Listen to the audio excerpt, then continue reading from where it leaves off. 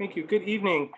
I call this meeting of the Town of Thompson Planning and Zoning Commission to order. It is the regular meeting of the commission on Monday, May 24th, 2021 at 7:00 p.m. via Zoom.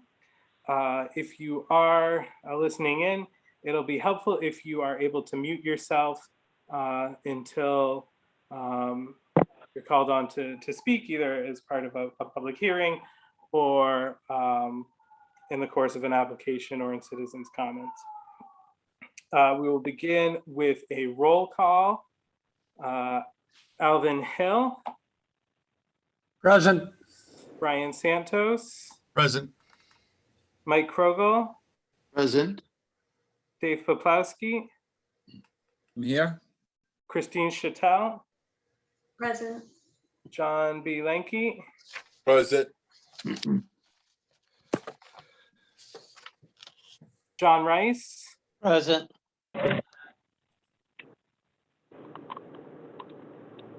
And is there any commissioner I have missed?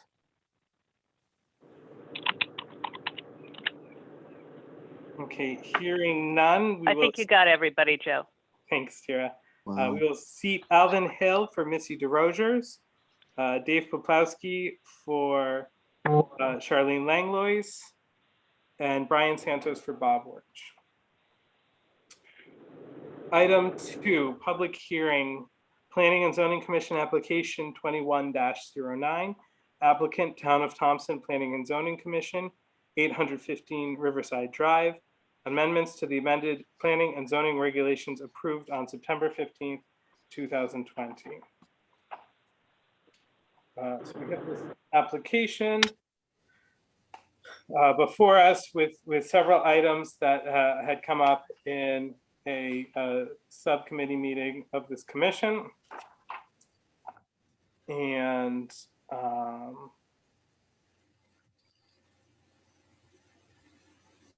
yeah, so I think if Tira and Cynthia, if you have a commentary on any of this for us. Yes, Joe, I am. I have to find it. The information didn't get back into the folder, so I got to go to the packet. I apologize. Let's see. Okay, here it is. So I reconstructed it so that it looks sort of legal. So what you can do is just go through the amendments, and I don't know if you want to vote on them independently, talk about them independently, have the public weigh in on each item. So that sort of system would be up to you as to how you want to do it. But everything is pretty self-explanatory as far as what the amendments are. Joe, I'm bringing those up on the screen so you can go through and follow along. I think we'll start with item 1 and 1A. Item 1, amendment to Article 5, special provisions.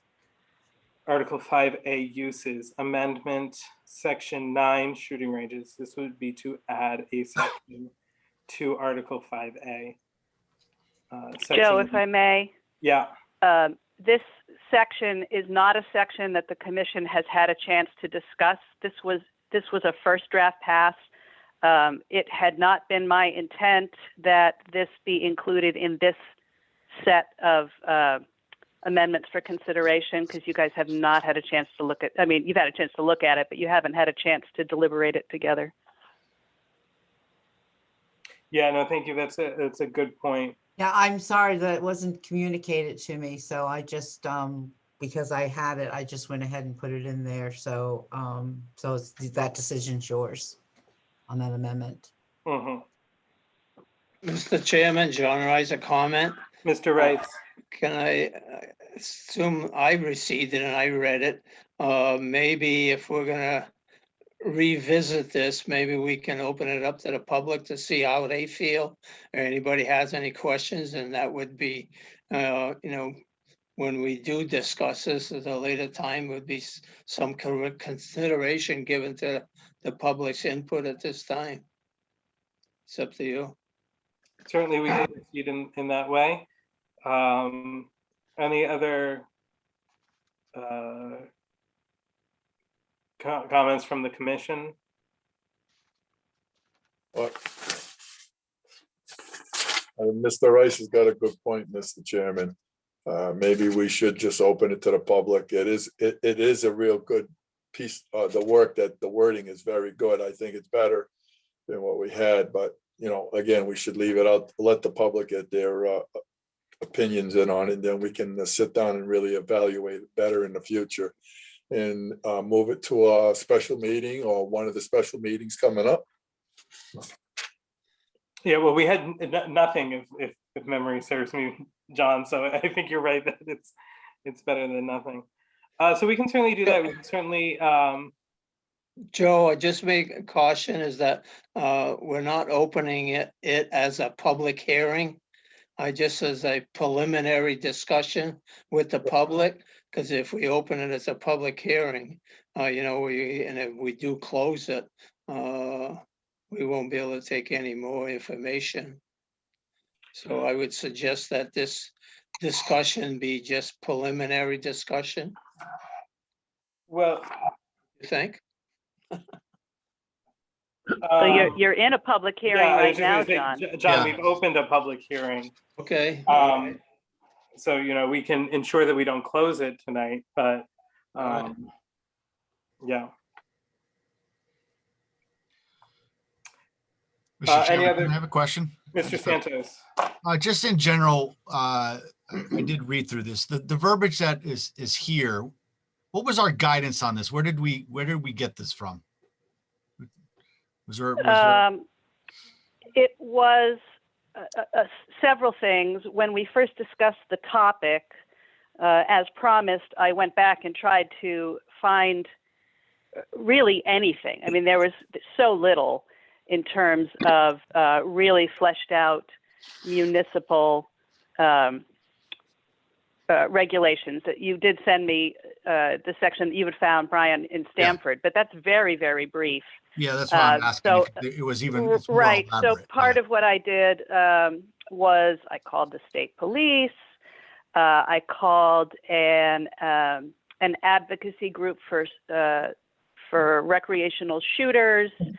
I can't remember who else I talked to, but I talked to a lot of people. The latter gentleman, the gentleman from the interest group, sent me a guidebook that they use for people who set up, professional shooting ranges. So I did look at that. There was this publication here, the EPA publication, Best Management Practices for Leaded Outdoor Shooting Ranges. I referred to that. So essentially I was drawing from all of those sources, looking at the structure that we have in place, some suggestions that Alvin in particular had sent me after that first discussion, and this is what I came up with. But I consider this to be very, very much first draft. I mean, you guys haven't Yep. talked about this at all. Yep. So, if I were to make a recommendation, I would say that you could consider tabling this piece and then consider the rest. I believe the rest of the stuff that was included in Cindy's memo was the material that I had highlighted that you guys should be looking at more immediately. Yeah. Totally your option, obviously, but I think you need. I really think you need more lengthy discussion here. Yeah, I would agree with that. And I just think at the end of after that next discussion, obviously this is probably a dumb statement, but I'll say it anyway. Have our council look at these write-ups and make sure we're. Oh good. yeah, Rich hasn't seen these either. So Yeah, okay. yes. Yes, I agree with Brian on this, yes, by all means. It needs further discussion.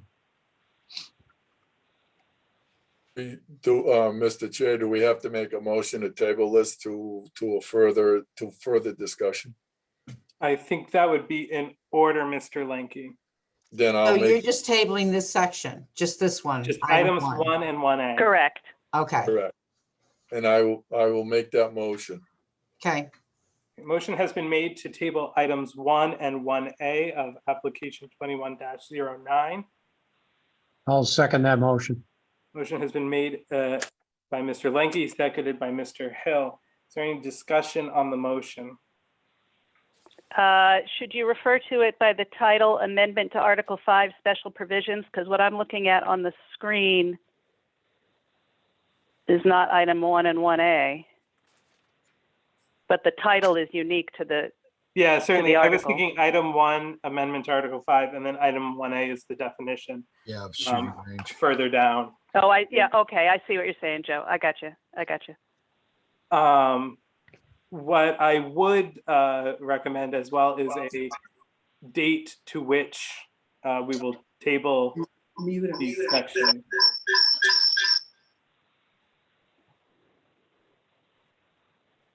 I mean, if you are able to mute your devices, that will be helpful for the course of the meeting. Are we looking to table this to next month's meeting? Do you want to table it to next month's meeting, or would you like to table it with the motion to like any one of the special meetings where we could probably discuss it a little further and then do what we think is best? You know. Well, get- the special meetings, John, are for subdivision regulations right now, unless you want Yes. to have another special meeting on the regulations themselves. Because this Well, is for the regular regulations, not for the subdivision. Oh, okay, I'll take that back, but you know, I think this is something that because it's under the regulations, it should be discussed separately. Yes, I agree with that. Thank you. We should have it. Unless you want to bring it into on a next month's meeting, but you know, that could add more time to that regular meeting. To me, it would be I prefer to sit in on one night or whatever, just to hack this out and get it over with, or any other little things that we're gonna just bring up from our regulations. So Mr. Blanky is suggesting tabling this to a special meeting for the purpose of discussing the regulations. Mr. Chairman, I think that if we bring it to a regular meeting, there may be more participation by the public rather than a subcommittee meeting. My comment. Yeah, thank you, Mr. Rice.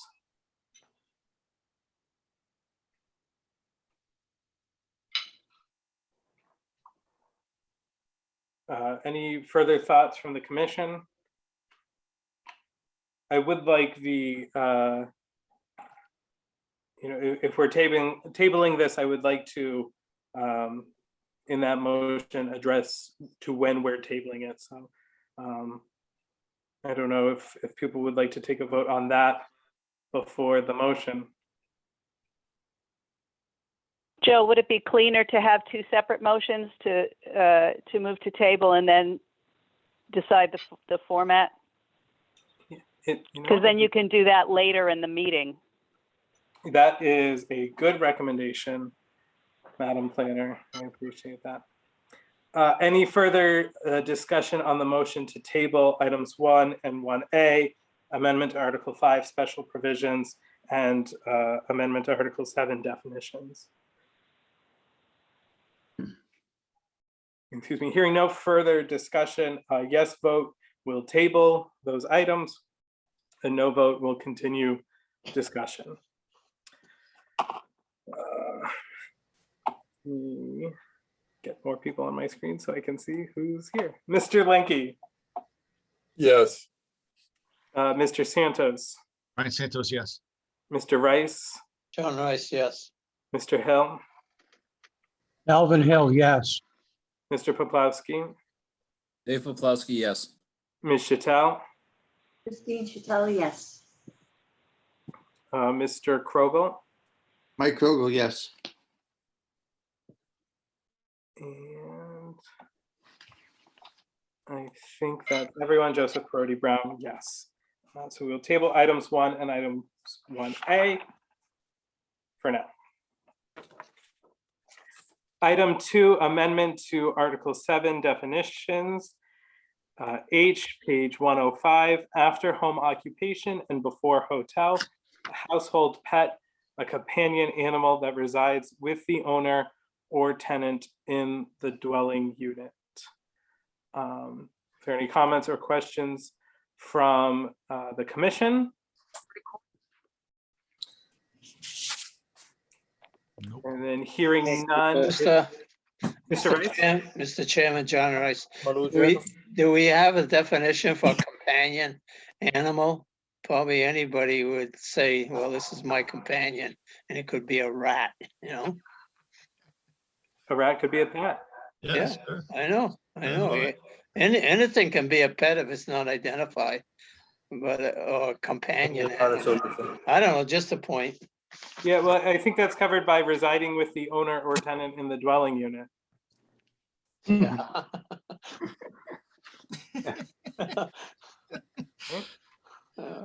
People have goats in their Yeah, I know. their All house. kinds of things. I don't know if we're gonna have something living in a tenant in a dwelling, I would suggest we identify the pet, cat, dog, bird or something. Well, Mr. Rice, I think this is where we got into a bit of, I think what precipitated this was a conversation we had several months ago about pigs, right? Yeah. Right. That's right. And whether or That's not they were listed as livestock, and we had an applicant wanting to house them as pets. Right. So I think the issue is if we list what is a household pet and we leave things out, then we get put into the quandary that we are trying to avoid by this definition, as I see it. Well, the old adage, if it's not listed, you can't have it. That's it. This can't happen though. This has got to change.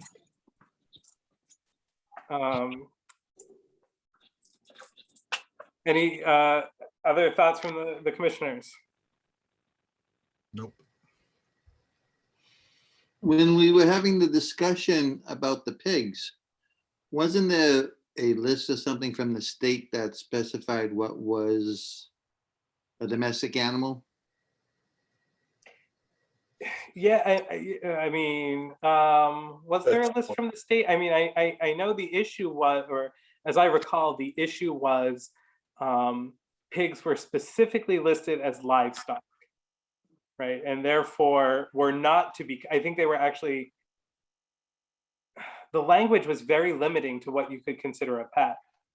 And I think we were trying to avoid that. And then the question was, well, what is a household pet? Mr. Chairman, if I may, I think it's that the convention for what is commonly accepted to be a pet changes over time. There was a time, I remember in the 70s, before you were born, Mr. Chairman, when you could go into a pet store in a mall and buy a skunk, right? And in some states in the country that is still legal. I believe, and I won't say I'm 100%, that there are certain categories of animals that are generally prohibited by the state. Large cats, primates. I think that there are categories that get excluded, but that, using the pig people as an example, Vietnamese pot-bellied pigs and mini pigs have fairly popularly been kept as household pets, not just in houses, but in apartments. I've known people in apartments who've kept them, and it's perfectly legal. So to your point, delineating, what these 9 or 10 people think are a pet tonight leaves you open to having forgotten something, left out something, changes in the convention, and that in fact becomes unnecessarily limiting on people who are just responsible pet owners. Yes, and Mr. Chairman, if I may, Mr. Krogel. Going back years ago now that we're bringing things up, back in the 70s, you could also have a pet rock. But going further back to the 60s, my aunt actually had some kind of chimpanzee in the house. And, I don't want to say it was free reign, but it was free reign. And I thought it was kind of disgusting, but it was in the household and people accepted it. So just to remind everybody. Cindy and then Mr. Rice. Go ahead. Just to remind everybody, this amendment came to fruition because our definition for livestock said domesticated animals other than household pets. And so we didn't have a definition for household pets. And that's why we brought this up, that we needed a definition for household pets. So just as a reminder why we're doing this. Thank you, Ms. Dunn. Mr. Rice? I'm just looking at somebody in a complex, is that if, back to the pig type thing, a person that came in, they were indicating the type of pig, the strain of pig it was, but looking it up, that pig, although theirs didn't, could weigh 300 or 400 pounds. So, and just looking at somebody in an apartment upstairs and having a different type of animals. So John, you have to understand too, landlords put restrictions on what type of pet and how many pets they can have. So I would imagine a landlord in a second floor apartment would say, no, you can't have a pet pig. Yeah, most of them say no pets at all. Or Okay, no if pets at all. that's the case, then leave it as it is. That's it. As this is a public hearing, I want to open up to the public if anyone wants to comment on item 2, household pet definition. Feel free to indicate in the chat if you'd like to speak. And going forward for any of these items, if you would like to be recognized, feel free to indicate in the chat, or if you're unable to, you can unmute yourself and request to be heard during the public hearing. Mr. Chairman, Mr. Lanky. with this sentence we have here, and well, it's usually up to the landlord or whatever. Wouldn't it be somewhat of thinking about adding a few more words to this, that actually it would be up to the landlord or whatever what he would consider he would like to have pets in? So even though it's saying a companion animal that resides with the owner or tenant in a dwelling unit, but if it's a dwelling unit, maybe the landlord or whatever it's their decision if they want a 600-pound pig in their second floor or something. To me, that's a little ludicrous, but it's just, it seems like we're turning it into a catch-22. Yeah, thank you, Mr. Lanky. To my understanding, and anyone correct me if I'm wrong, our regulations don't speak to household pet ownership at all. I think this fills in a gap in one of our other definitions that our regulations do speak to, which is livestock. Is that a fair? I would concur with that observation, Joe. It was Cindy who mentioned that if we defined the one and included this term in that definition, that we should establish the definition of household pet. So I would concur that this is filling a gap. It's not actually regulating anything. It's just defining terms. Thank you.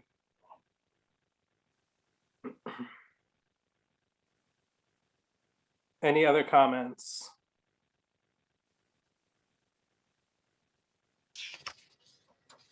Okay.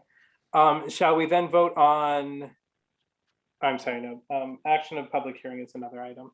So, okay, moving on. Item 3, amend the table of permitted use in districts number 5, each district, renumber subsequent, amend the table of permitted use in districts. This will be number 5 in each district, and we will renumber the subsequent uses if this amendment is passed. In Article 4D, Section 2, Table of Permitted Uses, Article 4D, Business Development District, Construction Type, Zoning Permit Simple, Storage, Commercial Passive, an existing structure would require So these are, I'm sorry, these are all zoning permit, simple zoning permits for either an existing or new structure.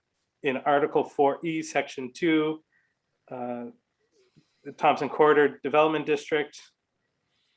And in Article 4F, Section 2, the Downtown Mill Rehabilitation District. Any questions or comments from the commission on adding storage, comma, commercial passive to the table of uses with a simple zoning permit for either existing or new structures? Joe, I'm just sharing this page from my actual draft because I think it lays it out Thank you. in a way that's a little clearer. We can go back to the other document after. So this is one of those districts. Yeah. And it would you know, be This in particular is Business Development District and Thompson. That should be Corridor Development District. So this would add number 5, storage, commercial, passive, and renumber any subsequent uses. And the permitting level would be a zoning permit for both existing and new structures.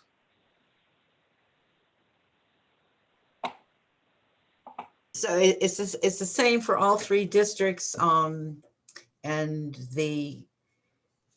it's headed construction type and zoning permit. What you require. Construction type is your first column there. You don't have any headings on these pages, so you can't see it. And the zoning permit is the second column. So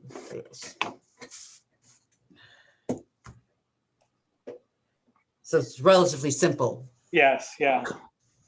Any comments, questions from the commission? Or from members of the public?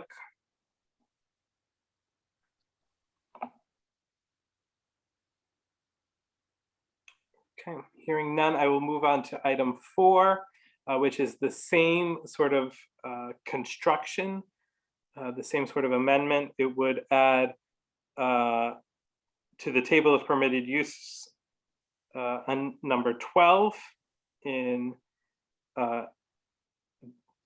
just Article 4D and Article 4E. Again, the Business Development District and the Thompson Corridor Development District. It would add a use for retail stores. And if you remember, we just inadvertently left that out of the regulations. Right. That was, yeah, thank you, Cindy. That was simply an oversight. And it would be a zoning permit, a simple zoning permit for those districts. Questions, comments, thoughts from the commission? Nope. And from members of the public?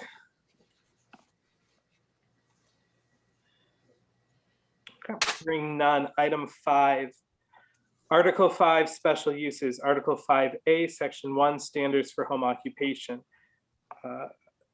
3, home occupations meet the following standards. I'm sorry, home occupations meeting the following standards of operation shall be permitted. And the amendment would be to insert B, if the applicant for the home occupation is not the owner of the residence, then the application shall include a letter signed by the owner and attested by a notary stating that the owner is aware of the request for the home occupation and the nature of the proposed activity. 2, the owner grants permission for the tenant to engage in the proposed activity. 3, the owner acknowledges that he or she is responsible for bringing the home occupation into compliance if it is found to be in violation of any of these regulations. And subsequent letters would be adjusted C on. Again, that's simply correcting an oversight Right. in the regulations. Questions, comments, concerns from the commission? Or from members of the public?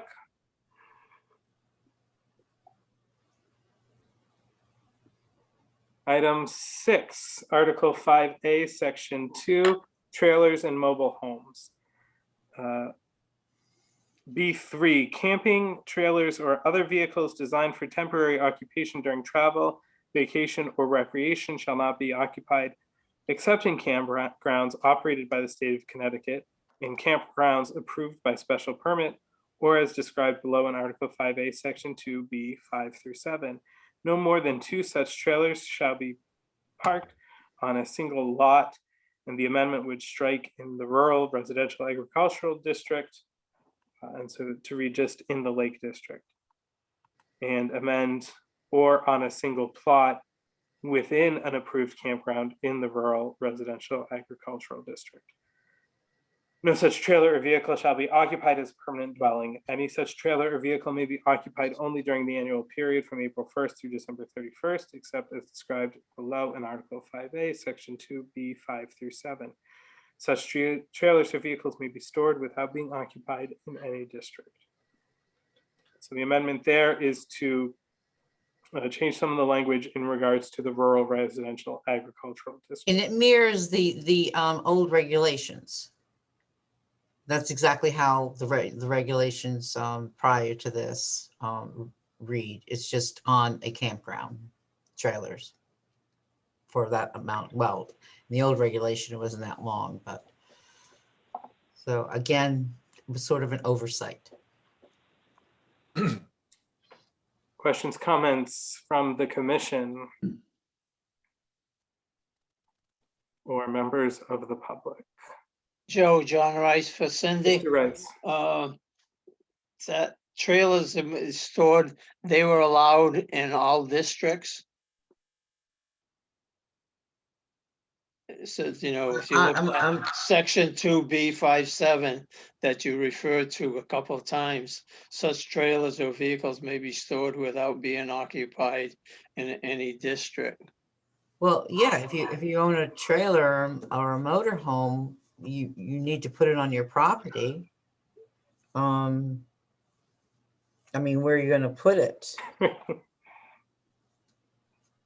American rental, What was that, John? American rental, you're gonna pay about $100 a month. Well, So instead of paying $100 a month, I'll put it on my property, but Right. long as it's not being used, like it's supposed to be, like it was specified, long as it's not being used for whatever reason. And unless your house burns down, then you need a place to live. Right. What? this is temporary occupation. It really, I Yes. don't know how it relates to if you have a trailer, putting it on your property. I think there's somewhere where it says that you can't have more than 2 trailers. And correct me if I'm wrong, it might be the old regulations, maybe we crossed them over to the new regulations, but I don't think anybody can really have more than 2 trailers on their property, period, that you own. I mean, we went through that with a trailer on Port Plain Road recently. You're talking two recreational vehicles, not, Right, this is, more, and mobile homes. well, recreation vehicles, motor homes, yeah. Yeah. I thought you said mobile homes. I'm sorry, John. Well, it says mobile homes, if you'll read at the beginning of item 6, Article 5A, Section 2, trailers and mobile homes. So we Yeah. have, that's what the chairman just read. Camping trailers. Yeah, John, this is just an excerpt from the section. Other stuff about actual mobile homes is elsewhere. Yeah. I understand that, but if you read the paragraph he just read, we're talking campgrounds or such trailers parked on a single lot, So if it's a single lot, guy's got 2 acres and he wants to put 2 recreational vehicles, fine and dandy. But if you're gonna talk about mobile homes, well, where you got, that's gonna take up quite a bit of space and everything, and you can almost wanna occupy them, but it's not really defined. To me, it's not really defined. So I'm sorry. We're talking about 2 different things, like Tara just said. There's a whole section in our regulations. Yeah. on trailers. All right. Right, this paragraph only refers to camping trailers and Oh, I see where you're saying mobile homes. Okay. Yeah. Yeah, I that's see that. the now. title Right, right. of the overarching section that this is Yeah. part of. So So, there- Mr. Chairman, why do we have mobile homes to John's? Because this is a section. In the heading is that Because this trailers is- and mobile homes. One Because subsection. that's the title of the section, John. That you'll notice that this is B3, there's B1 and B2 before that, and one of those paragraphs addresses mobile homes. Mobile home, number one says mobile homes shall not be permitted. Yeah, that's B1 in the regs, B1. So it's just amending that section so that we don't have people living in trailers in RRAD 9 months out of the year. They can only live in a trailer in RRAD if it's in a licensed campground.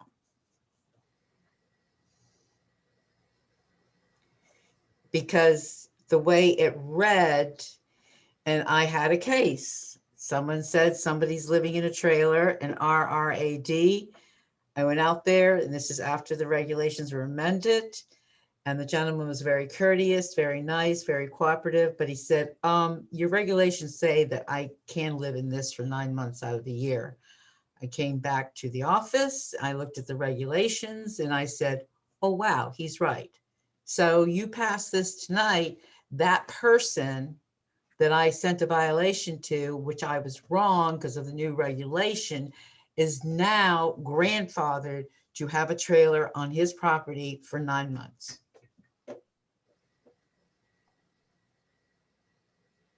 So that's what brought this up to change or bring it back to what it originally was.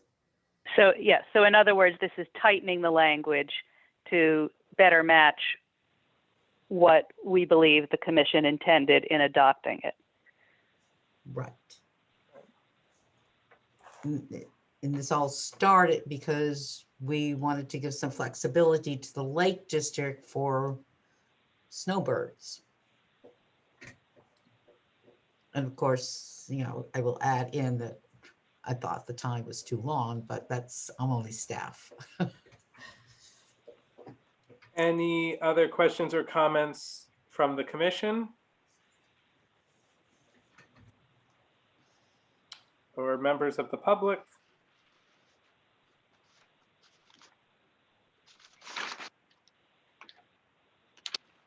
Okay, hearing none. Item 7. Article 6, Section 1. The title of Article 6, Section 1 will be amended to Zoning Board of Appeals. Article 6, Section 1, amend to Zoning Board of Appeals. A, the Zoning Board of Appeals. Pretty straightforward there. Any questions, comments from the commission or members of the public?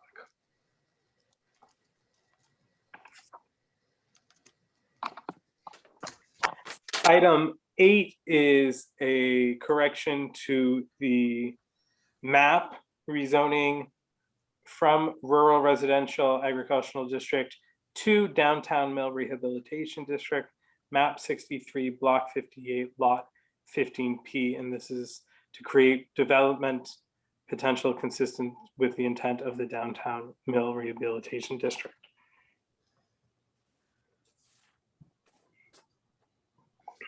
Mr. Chairman, isn't that a rezone rather than an amendment to the regulations? You're rezoning. You already have that as a zone.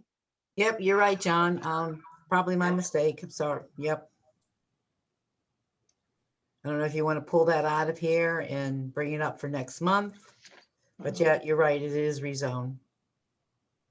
Well, you've got that right here. It Yeah, it says says it. rezone from. It says rezone. Oh, yeah, it does say rezone.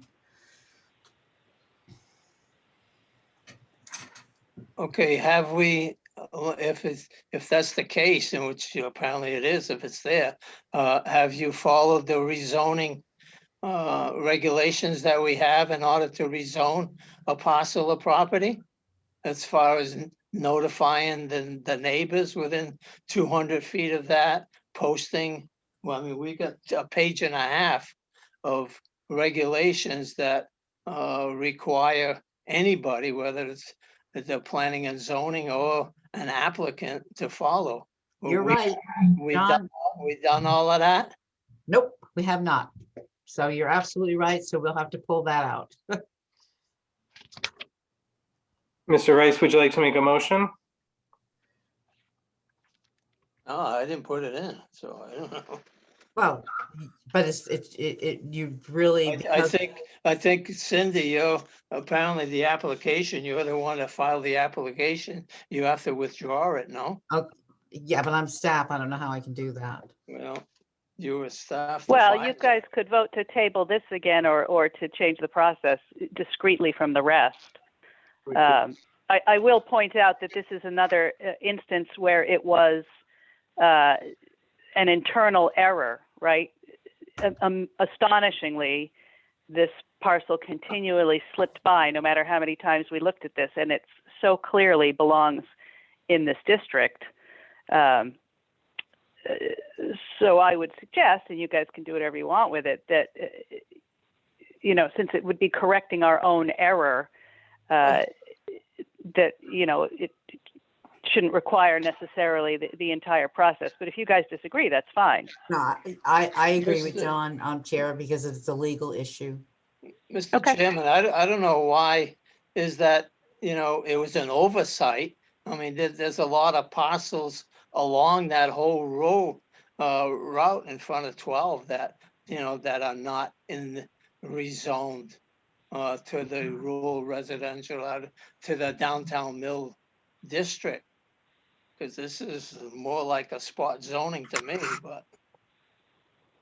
No, John, it was intended to be included in that. It is part of the profile. It was literally just an error that repeated itself a couple of times until it got added to the map. So, correcting it would be correcting the error. But if Cindy's assertion that it has to be held to a different standard because it's a rezone and not an amendment, then that's fine. That's what it's got to be. I would suggest, just as we moved to table items 1 and 1A, we could move to strike item 8.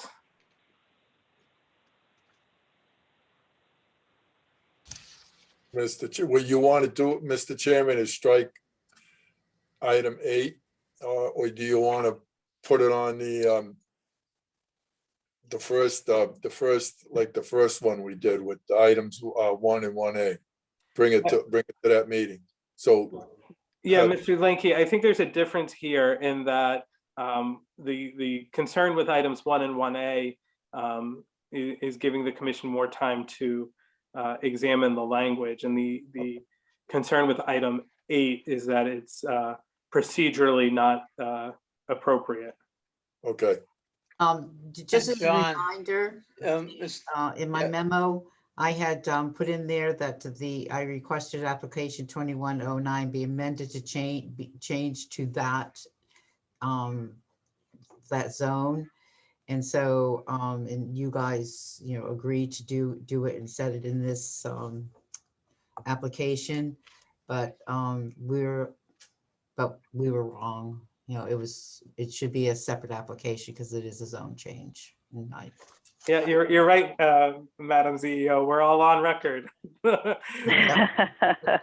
of us who So voted Cindy, for it. when we get in the office, well, you're not in tomorrow. When we're back in the office on Wednesday, let's take a look at this and figure out what essentially the most accelerated legal time frame is, since there is an application that this affects. Yeah, it's an application. It's a legal application, just like this. Yeah, Okay. but it's But your, I can look it up again, Chair. but it's your application, right, Cindy? What was that again? Yes, it's It's the the office planning and application. zoning. The planning and zoning is making this application, Right, according to this. right. All right, well, I think you gotta, what's the hurry to do this?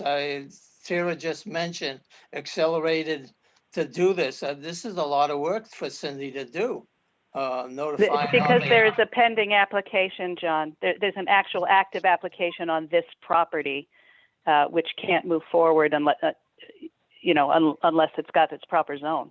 So we're rezoning it prior to help somebody for an application in the future, is what you're saying. We're rezoning it because a mistake was made. I don't agree with you. A mistake.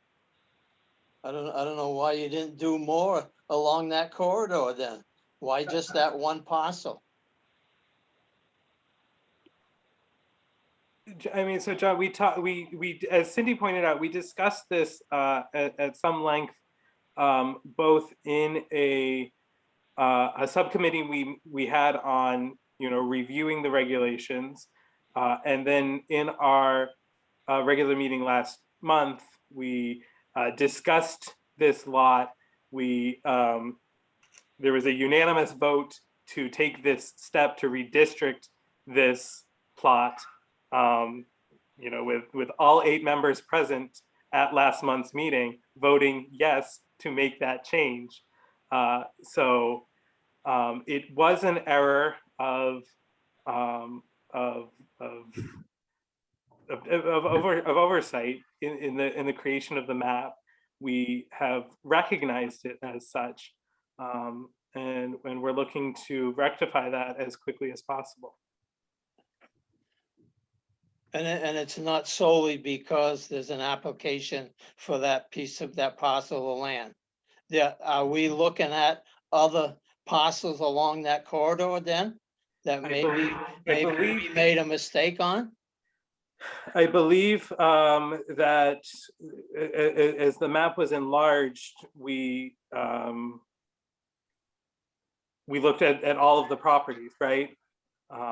Yeah, what happened was when Paul, the assessor, created a document which has every single parcel and the new zone compared to the old zone.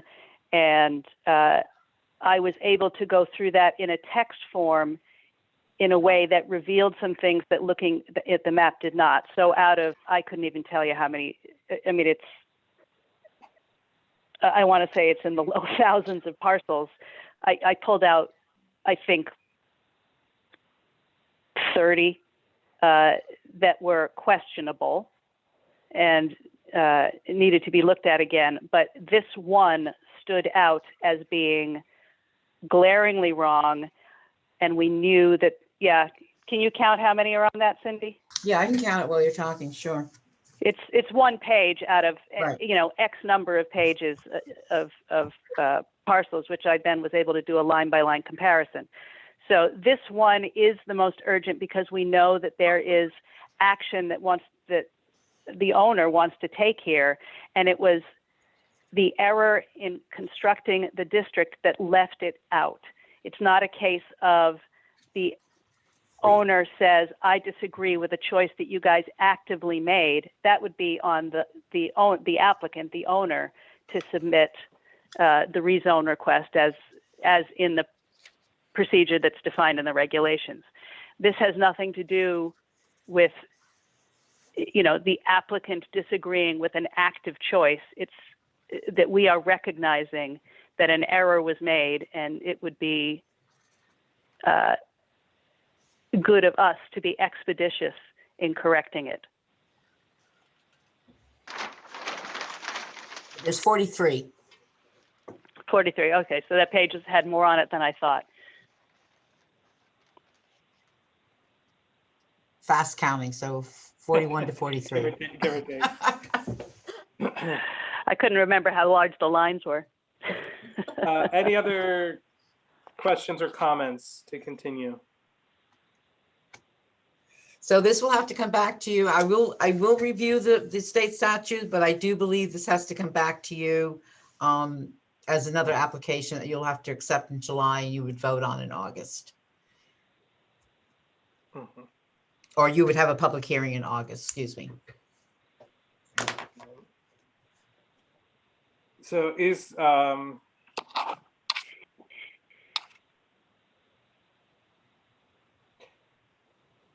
yeah. So item 8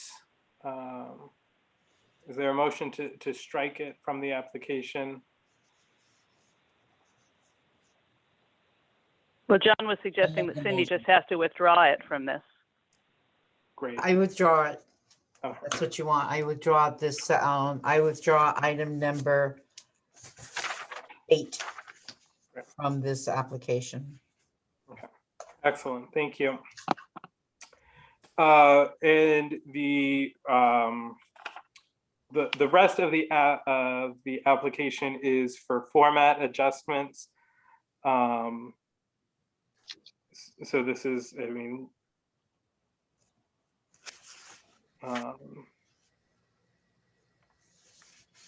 right, fixing some sequencing. You can see amend numbers. So this is Article 5A uses. Numbers at the beginning of A are out of sequence, goes from 3 to 5 to skipping 4. So we will adjust that.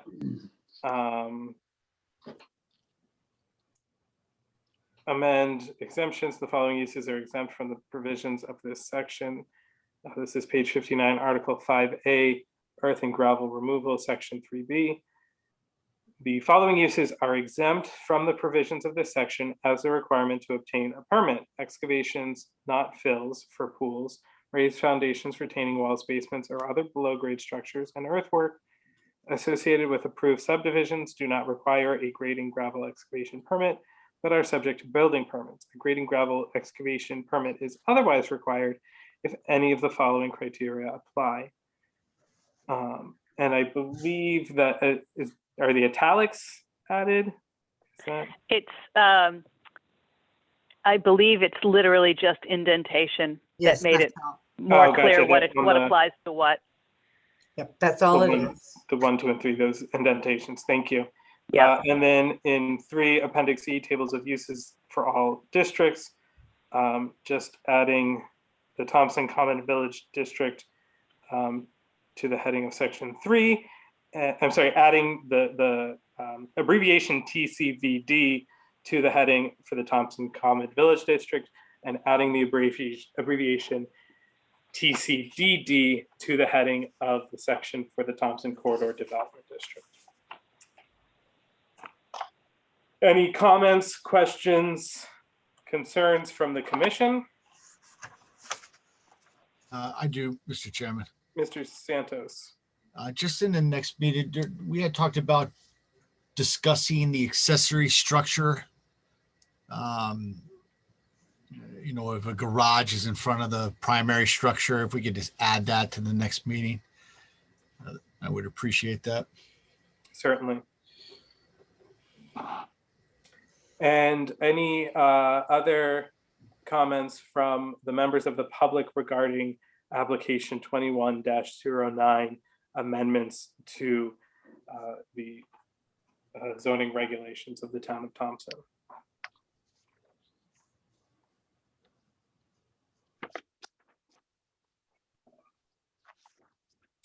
Okay, hearing none. Mr. Chairman, Joseph, I was just waiting for, see if anybody from the public.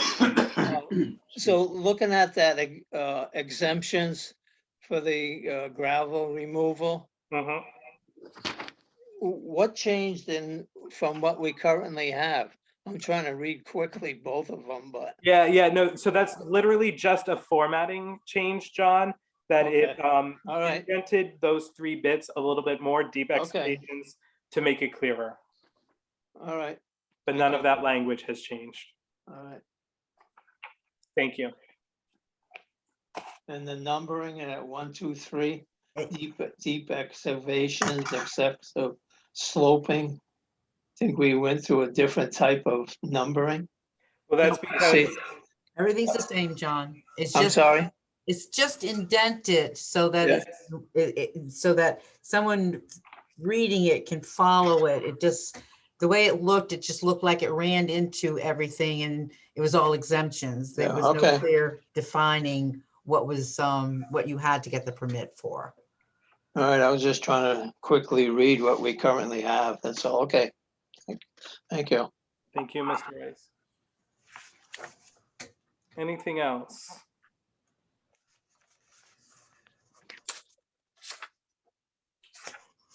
Okay, with that, then I will accept motions on, what next steps to take with this public hearing. Mr. Chairman, I'll make a motion to close the public hearing with exception to moving item 1 and 1A and withdrawing, Item 8. thank you, Alvin, number 8. And 1 and 1A be discussed at the next regular meeting. Okay, motion has been made to close public hearing with the exception of items 1 and 1A, which would be tabled, and item 8, which was withdrawn. I'll second that motion. Seconded by Mr. Hill. Any discussion on the motion? Hearing none, yes, we'll close the public hearing with those exceptions as listed. And a no vote will take other action on the public hearing. Mr. Krogel, Mike Krogel, yes. Mr. Rice, John Rice, yes. Mr. Linky, John B. Linky, yes. Mr. Santos, Brian Santos, yes. Mr. Hill, Alvin Hill votes yes. Mr. Poplawski, Dave Paplowski, yes. Ms. Chattel. Oh, yeah. That looks like everyone. No, that's everyone. Joseph Perotti Brown votes yes. The public hearing is closed. Public Planning and Zoning Commission application 21-10, applicant Shelley Ashton Briggs and Jeffrey Briggs, owner of 30 West Thompson Road, map lot block zone RRAD, requesting a special permit for wedding event venue business according to the Town of Thompson amended regulations, Article 4A, RRAD, Section 2, Table of Permit Uses, number 17. And this we got in the supplemental email to our packets. No, I'm sorry, that's right. I'm wrong. That came in our regular packet. Right. Okay, I know the applicant is here. I think I saw her, and I don't know if Daniel's here from J&D. Yes, he is. Daniel, are you here? Yeah, he's here. Good evening, Mr. Blanchett. Okay. Daniel, if I give you the ability to screen share, you might have it easier to hand or in a higher quality image than I have in the packet. Is that all right with you? Sure. Okay. You are enabled to share. All right. Thank you very much. Let me.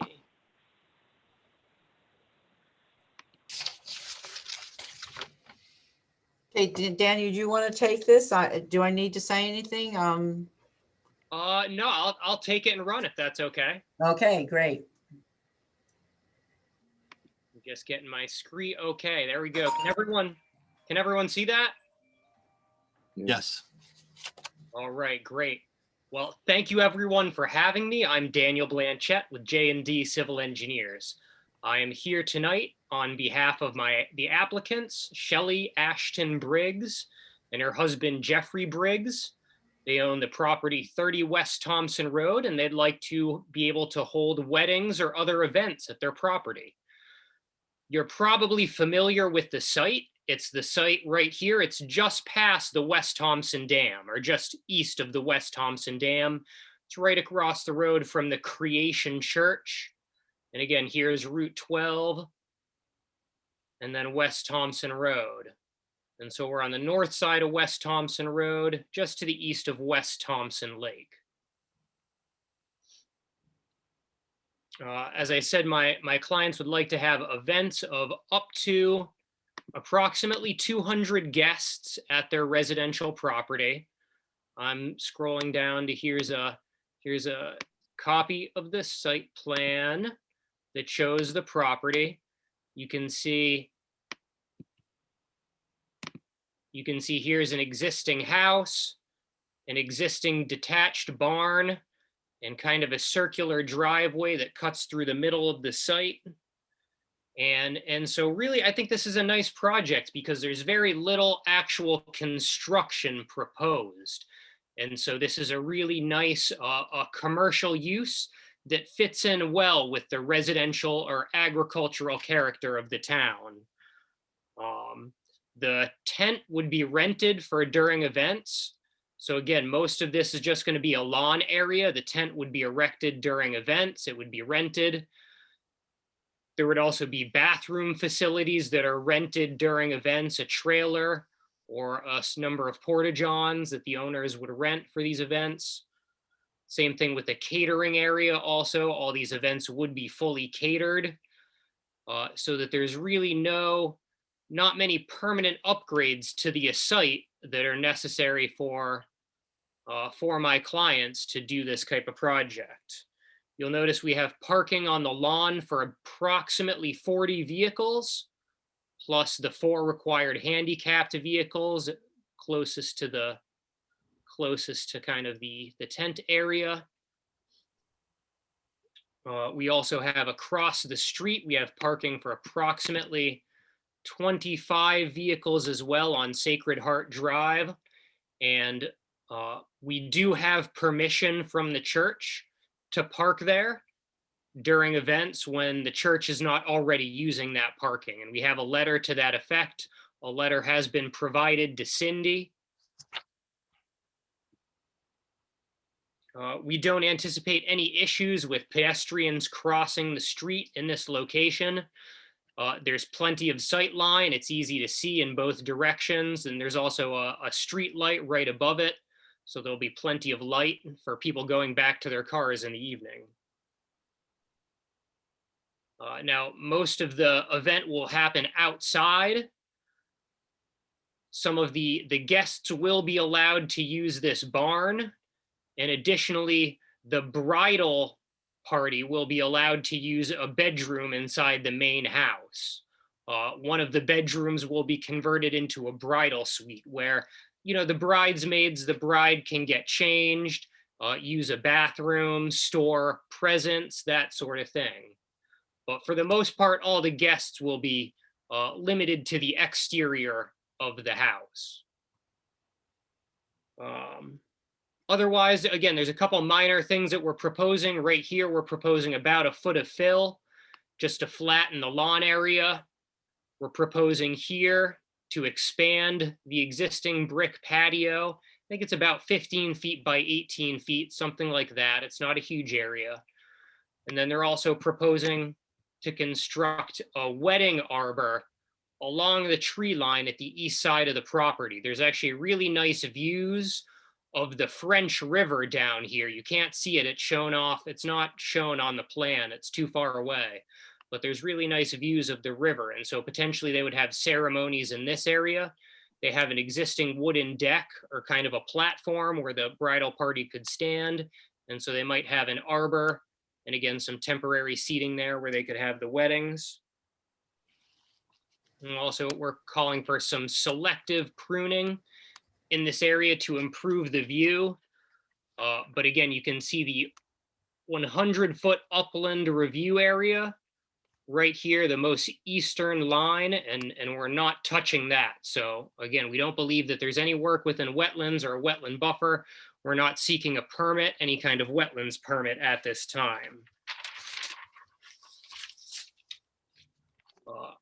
With regards to proposed lighting, there is some lighting that we're proposing to provide safe illumination for the guests. We have about 8 or 9 pole lights. You can see 1 here, 2 here. You can see a couple along the entrance driveway, a couple here near the parking, and a couple here along the exit. So we have a couple pole lights that are proposed, as well as some building mounted lights on the barn, again, to provide for illumination to the guests. Now, we don't have formal photometrics included with our application, but we did consult with the lighting manufacturer, and he gave us some advice on to the appropriate spacing and the number of lumens that we should look for. And if you go down to my next sheet, you can see I do have a bunch of information on the lighting that we're proposing. We're also proposing 2 signs at the entrance. We'll have a sign that says, "Welcome to Pinecroft Estate, Weddings and Events." And then there's an existing Pinecroft sign here that will be replaced with an exit sign. And now my clients were nice enough to provide little artistic renderings of the signs that they'd like to install. We do have sizes shown there. And all the sizes comply with the zoning regulations.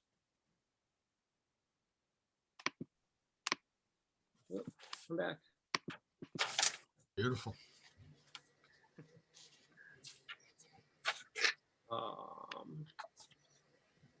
I guess the last thing I'd like to discuss is noise.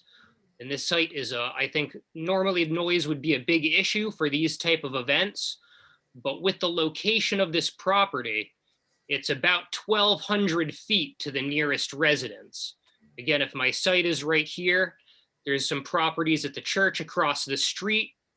The Army Corps owns a couple properties to the north, but the only nearby houses are along Route 12, kind of near the landscape supply store, I suspect you're familiar with.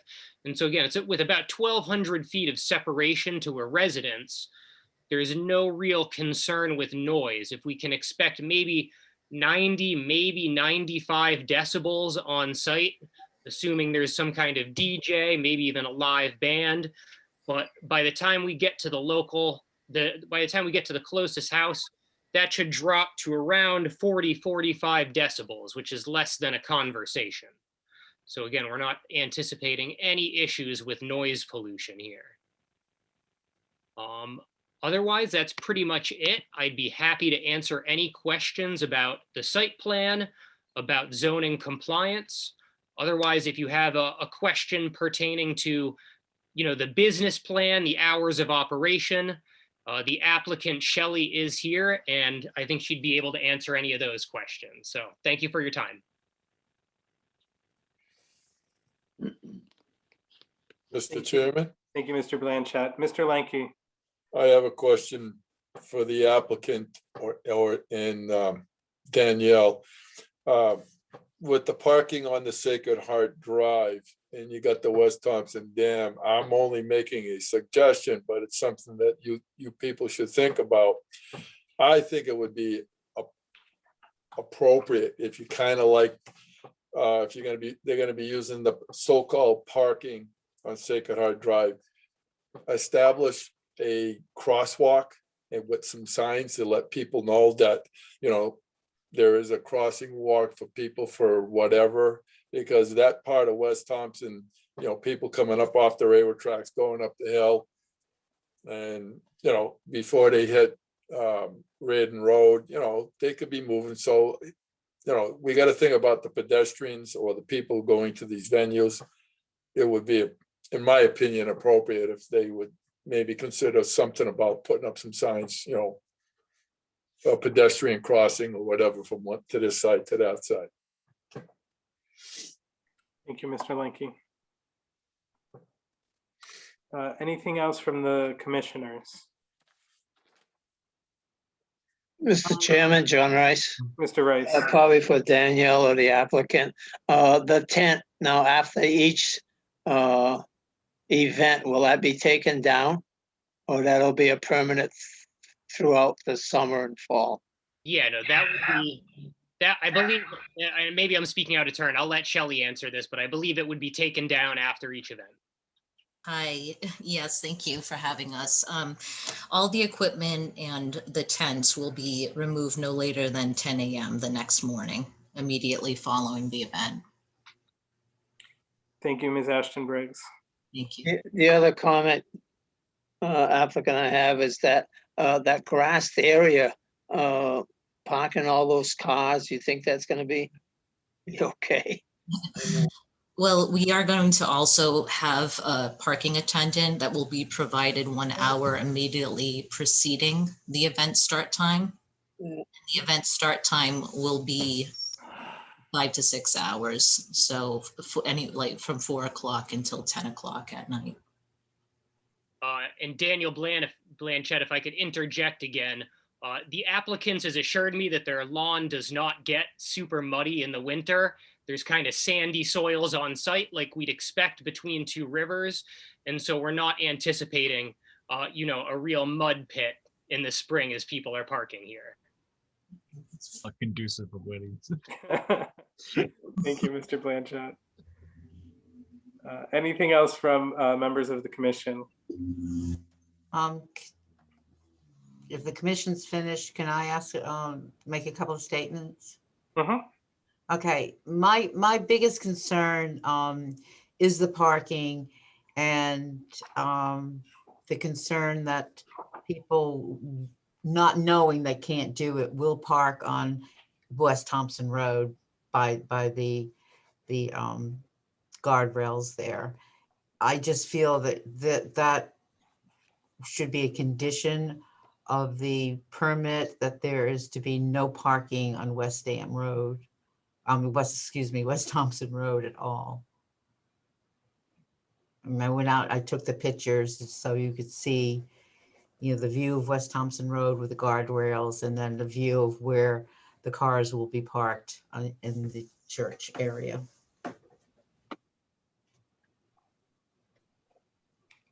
Thank you. Did you have something else, Cindy? No, well, I do have, would you want the condition of the tent taken down removed by 10 a.m. the next morning after the event? Would you want that as a condition too? And the reason why that I ask, especially something like that, is if Monday morning I get a complaint in the office that there's a tent up on this piece of property and why isn't it down, then I can look at the application, the permit, and say, oh, well, that tent was supposed to be down at 10 o'clock in the morning, the morning after. So Or at least the following day. Right. Well- Yeah, you could put the following day. I feel that's. Yeah, personally, I think 10 o'clock is pushing it in the sense of inclement weather or anything else, that it may not be done by that time. It's, Mr. Chairman, Mr. Lanky? we should just give them at least a good 24 hours to have it done after an event, because Yeah. weather can dictate, we don't know, we can't predict that, but, I think like a 24-hour window would be sufficient. You got to give them, it doesn't come down easy. How big is this tent again?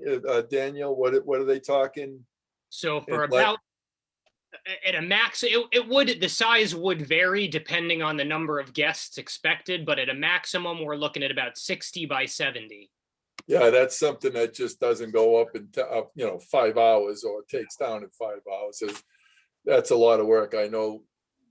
I had my experience putting them up with a crane, so back in the day. But yeah, I would say, to me, if it's down within 24 hours after an event, I think that's being sufficient amount of time with the including inclement weather. Thank you, Mr. My opinion. Mr. Chairman, Mr. Santos. John Lakey, when you were talking crosswalk, were you talking street striping too, or just putting up a sign to say cross here? I was gonna get to that, but I think putting in a stripe would help with 2 signs on, going each way, a sign on each side. And also what Cynthia said, no parking, because, that West Thompson Road it's a well-traveled road. Yeah. But, that would be safety, let's consider the safety of the people, nobody's paying attention coming up off the railroad tracks off of Route 12. You're moving pretty quickly up the hill. Yeah. The little incline. What's if we say stripe the road, what's the process with that? Is that going to delay them from moving forward with this, or? Oh, that we don't have, my opinion, that can be put in anytime. I know, but what's the approval process of doing striping on West Thompson Road? Is that a town thing, or what happens there with striping? Well, I think we might have to bring that to Rich's attention. But that, I think it would be, again, to me, it's a safety thing. You got to think of the pedestrians, Yeah, no, I am. I also don't want to delay them. And this is a beautiful. Well, I brought it to the attention of Danielle and Ms. Ashton and everything. If they want to handle that, that's appropriate with me, but still, to get Rich involved and like get Rich's point of view on it, where he'll feel that where it's Yeah, much. so that'll be a town thing, period. That's controlled by Correct. the town. That's the way it is, Daniel. Right? That's a town thing, striping the road. I believe so. Brian and Mr. Chairman, Brian, that's a town road, so it would Just be, wanted to confirm. yeah, that would be the town. And I would suggest that the town put up the signs and paint the lines. Yeah, Paint the crosswalk as they do in other areas. thank you, Mr. Rice. That's what I thought. I just wanted to hear it that way. Yep. Okay. Mr. Chairman, if I still have the floor, Mr. Rice. just a thought is that if there's a function 1 week after the other, Shelley, would you be renting these tents, or would that have to be the party itself? I'm saying if you have one tent on a weekend, then you take it down 2 days and have to put it up another 2 days later. Right. That doesn't make sense. No, it would be the party that would be renting the tent, and it would be rented from a tent company that we would, So they would have to take it down then, okay? yes. Yeah, I think that's fairly standard for operations like this. Well, I wasn't sure if she was gonna include that in the package, She's Yeah. just within the land. Anything else from the commission? Anything from members of the public? Yes, Mr. Chairman, Ms. Waldron, thank you. before you could begin, if you could just state your name and address for the record. Christine Waldron, 194 Lion Hill Road, Woodstock, Connecticut. My brothers and I own the field and the wood property across the street from 30 West Thompson Road. And I did have a concern about parking on Sacred Heart Drive, because if you're parking on the left-hand side near I think those little things are stone wall on the map. Mhm.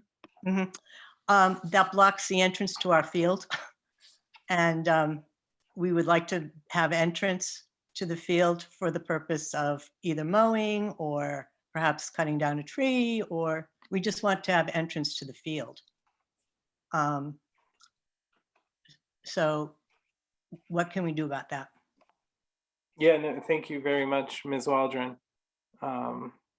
That's an important aspect for us to consider as we process this application. Would it be possible? I did speak, I talked with Ms. Dunn this afternoon to just get some information. Would it be possible to put up cones in those entranceways? There are two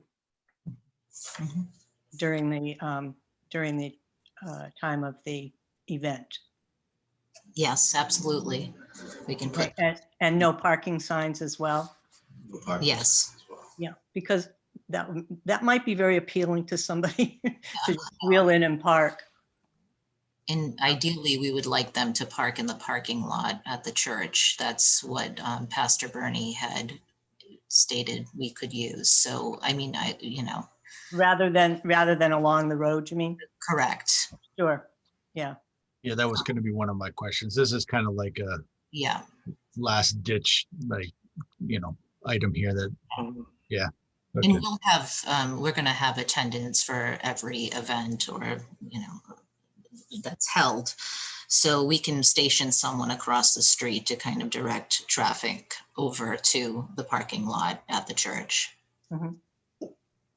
Okay. All right. Another. Yeah, please continue, Ms. Waldron. Thank you.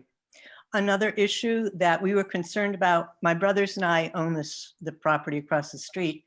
And although it's a field right now, there is a possibility that at some point we might like to sell it for houses. And we're concerned about the noise, actually, and the impact on the value of our land if there were a venue across the street. Yep. So all amplified music will end no later than 9:30 at night. 9:30? Okay. Is Uh, that written into the permit? And we're also, the events are also going to be held on the weekends. So, we don't foresee having anything Monday through Thursday. It would be Friday through Sunday. Mhm. But would the time of the music, the amplified music ending, would that be written into the permit or whatever you get? That would be a condition of the permit, then That would be a the commission condition would of the have to permit. decide to do that. What does the noise ordinance say on that? What's the hours? of We that? don't have a noise ordinance. Oh, that's right. Thank you, Cindy. Could I ask a question? Yeah, Mr. Waldron, and again, please just your name and address for the record. Yeah, my name is Eric Waldron. I'm Christine Waldron's brother, and my address is 20 Wiltshire Drive, Worcester, Massachusetts. But I am very concerned about the noise and the impact. It's not just the field that we own. It's the entire 9-acre parcel that fronts West Thompson Road and the Church Road. And 95 decibels. I ran airports for 40 some years, and 95 decibels can be pretty loud, particularly if you're trying to go to sleep or get your family to sleep. 9:30 is a little late. Would this be a condition of the permit? I think the answer to that was yes. And is there the ability to shut that noise down earlier? Because it is, I think, very impactful to the land there. But I'm thinking a time, maybe even 9 o'clock, 8:30 would be more appropriate for family living. We also, by the way, own the land on the side of the proposed property and immediately behind it. So we're impacted on potentially 3 sites. Thank you, Mr. Waldron. That will certainly be something the commission takes into account as we move forward with this process. And what does that mean? We'll take into account. Do we have an opportunity to have further input?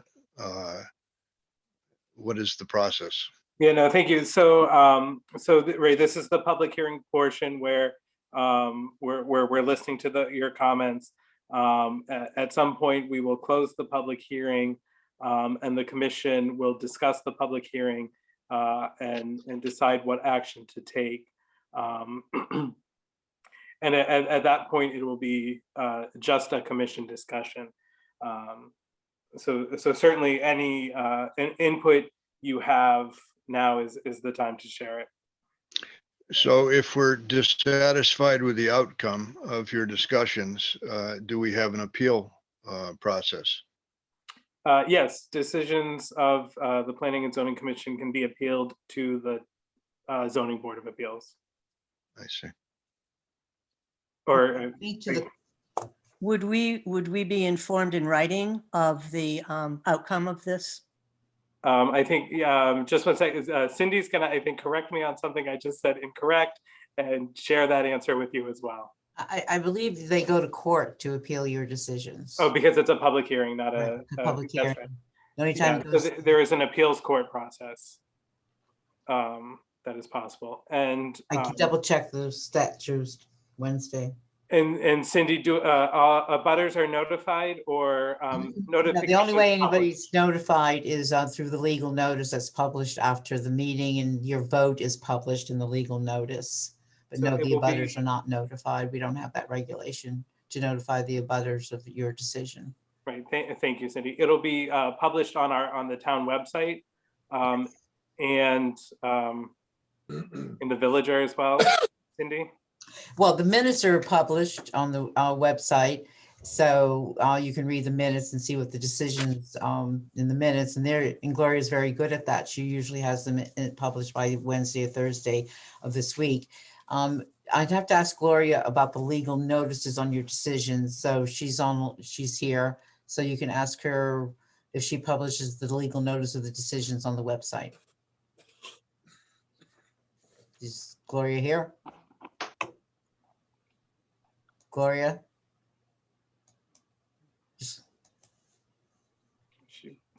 Okay, can you hear me now? I'm Yes. trying to unmute. Okay. Yes, the decision will be posted in the decision of the P and Z will be posted as a legal notice in the newspaper for 1 week. And it will also be posted under legals on our website and along with the minutes. Great. And so you have 15 days to appeal that decision. But again, I'm going to check the state statute, but I'm pretty sure it's 15 days.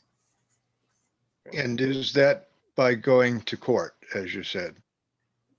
Yes, but if you give me put in the chat room your contact information, I will make sure that I read the regulations Wednesday. It'll be late Wednesday afternoon, and I will get back to you on that. Does that sound all right? Sure.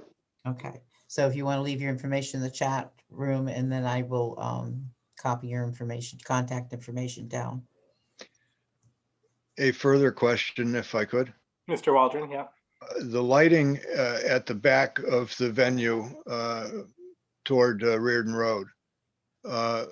What is that? Is that all underground power, or is that elevated with poles, or what's the proposal on that? So the light. The lighting unit would be poles, but how's the power getting to the lighting units, the poles? Underground. Underground. Thank you, Mr.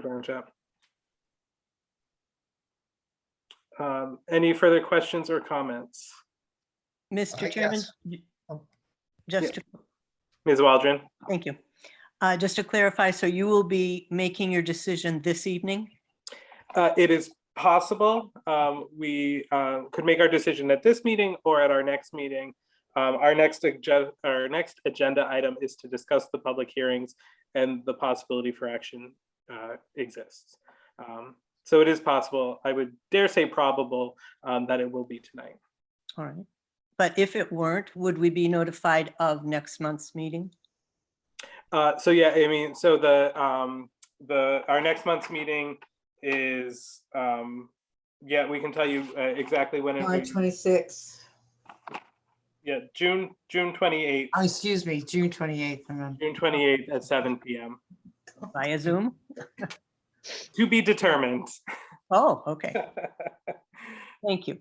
You're welcome. Any other, Mr. Finn? Yes, my name's Brian Finn. I live at 16 West Side Drive, Unit 114 in Thompson, part of the Thompson Hills West. I'm an elder at Creation Church. I know that you have a letter from our pastor, Bernie, about the parking. We are, under our bylaws, he's not allowed to enter into any bilateral agreements with anybody without approval from our Board of Elders. So the parking on our end has not been formalized or approved in terms of parking in the church parking lot. I know Bernie sent a letter, but our bylaws are very clear. He's not allowed to do that and have it be binding without some agreement from the Board of Elders. We're an elder-led church. He's not a pastor-led church. So that would have to be grounds for discussion. I'm not saying no, yes, but we're not aware of it. We weren't made aware of it until prior when we got notice on this meeting. So we would be willing to discuss it. But as of now, there's no formal agreement for the parking on the church site from our end. Thank you, Mr. Finn. Mr. Chairman, could I ask Mr. another, Waldron? make another statement? I absolutely concur with Mr. Lenke's proposal for the safety walkways across. I've spent many hours mowing that field and farming it. And the cars, less so coming up from Route 12, but more so coming off the dam, fly around that corner. And it is a very serious safety concern. Thank you, Mr. Waldron.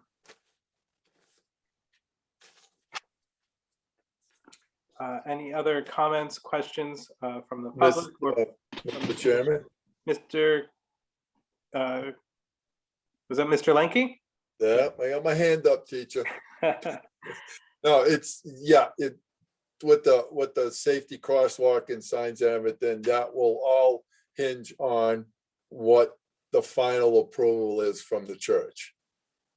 Because what this gentleman just said, you know, whatever the pastor did or whatever, it still has to go through the elders of the church. So that would all have to hinge on what their decision is too. Okay, so, Right. you know, I just wanted to make sure we got that in. Right, thank you. Anything else from members of the public or members of the commission?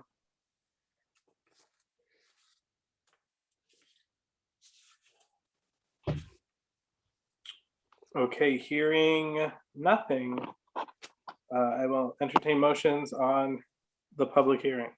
Mr. Chairman, I'll make a motion to close the public hearing. John Rice. I'll second it. Motion Mr. made by Mr. Rice, seconded by Mr. Lenke to close the public hearing. Any discussion on the motion? Hearing none, a yes will close the public hearing, a no will take another action. Mr. Krogel. Mike Kogu, yes. Mr. Lenke. John B. Lenke, yes. Mr. Hill. Calvin Hill, yes. Mr. Poplawski. Dave Poplawski, yes. Ms. Chattel. Oh, yes. Mr. Santos. Ryan Santos, yes. Mr. Rice.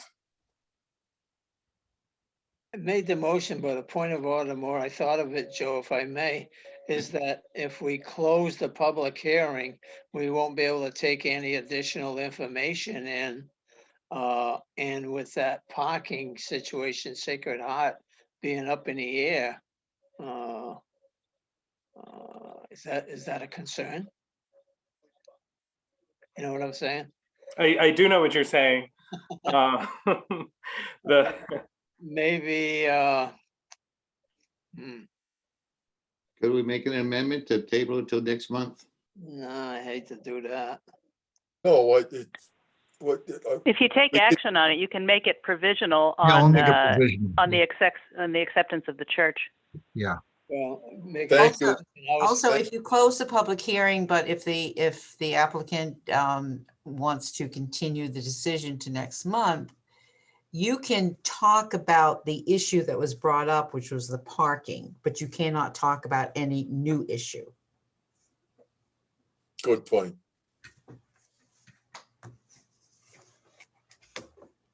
I think the parking is really the main concern. Everything else has been, Mr. Chairman, I think that everything else has been pretty well rectified, you know, and Yeah. other So, stuff. Parking is really the main issue with the crosswalk. That would right, be- right.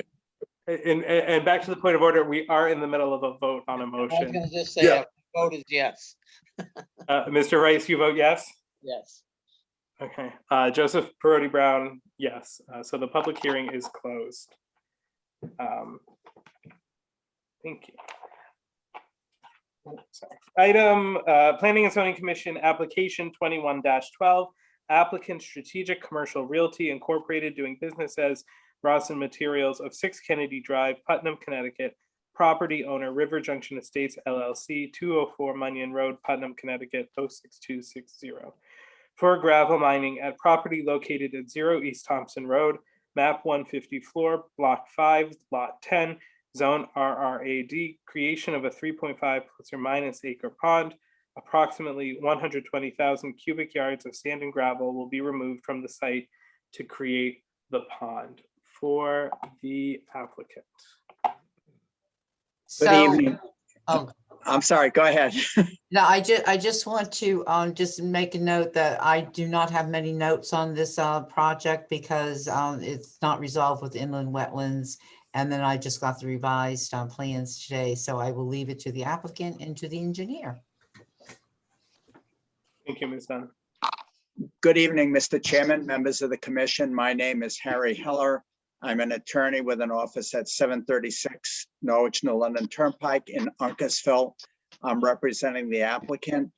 With me this evening is Andrew McCoy, an associate in our office, as well as David Held, the project engineer from Provost and Rivero. Also attending the Zoom meeting this evening is Madeline Smith, corporate counsel for Strategic Commercial Realty. As your zoning enforcement officer indicated, this matter is still pending before the Municipal Inland Wetlands and Watercourses Commission, so we cannot proceed to close the public hearing this evening. My intention was to make a very short presentation just to go over an overview of the project with the commission, elicit any comments that you may have that we could address at a continued public hearing, and then continue the public hearing to your next regularly scheduled meeting if that's an acceptable procedure to the commission. So what you're looking at on the screen is the A2 survey of the property. The property is located on the southeasterly side of East Thompson Road. It has frontage in its northwesterly corner on East Thompson Road. Is that you, Dave? No. Okay. And you can see that there is an existing gravel drive that proceeds southeasterly from the property intersection along East Thompson Road into the site itself. And there is an existing box culvert under the 5 Mile River, or that carries the 5 Mile River, that provides access to the proposed excavation area. The shaded area is the area in which mineral rights have been reserved by Strategic Commercial Realty. That is about 8.9 acres out of the 29.71 acre site. The excavation which is proposed accommodates about half of that area. So the excavation is somewhat less than 5 acres. If we could go to sheet 3.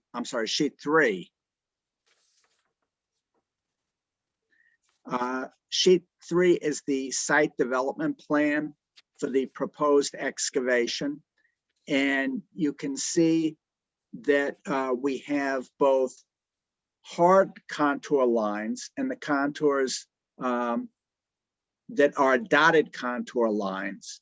The dotted contour lines are contour lines that are below the anticipated final water elevation for the pond as determined by the monitoring wells, which have been installed across a cross-section of the property and have been monitored by David Held to determine the groundwater elevation.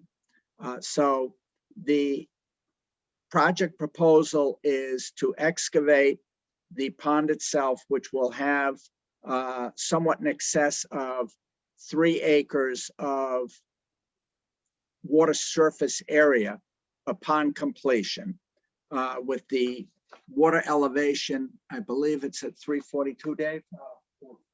442.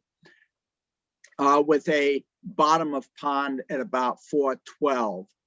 So upon completion, you'll have about 30 feet of water in the center of the pond, which gives you good depth both for cold water fish habitat, as well as sufficient depth to keep a lot of vegetation out of the pond.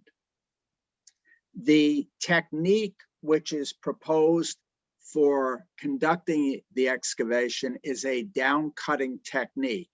What that means is that, and there's a down cutting section view, I believe it's on sheet 4 of the plan. But the excavation will start in the middle of the excavation area. And now I think it's on the next page. That's just a cross section. Yeah, I am. I'm sending the chat, but I don't see. Yeah, I think further down and to the right there, Tira. Yeah. You're on the right sheet, but I don't see it.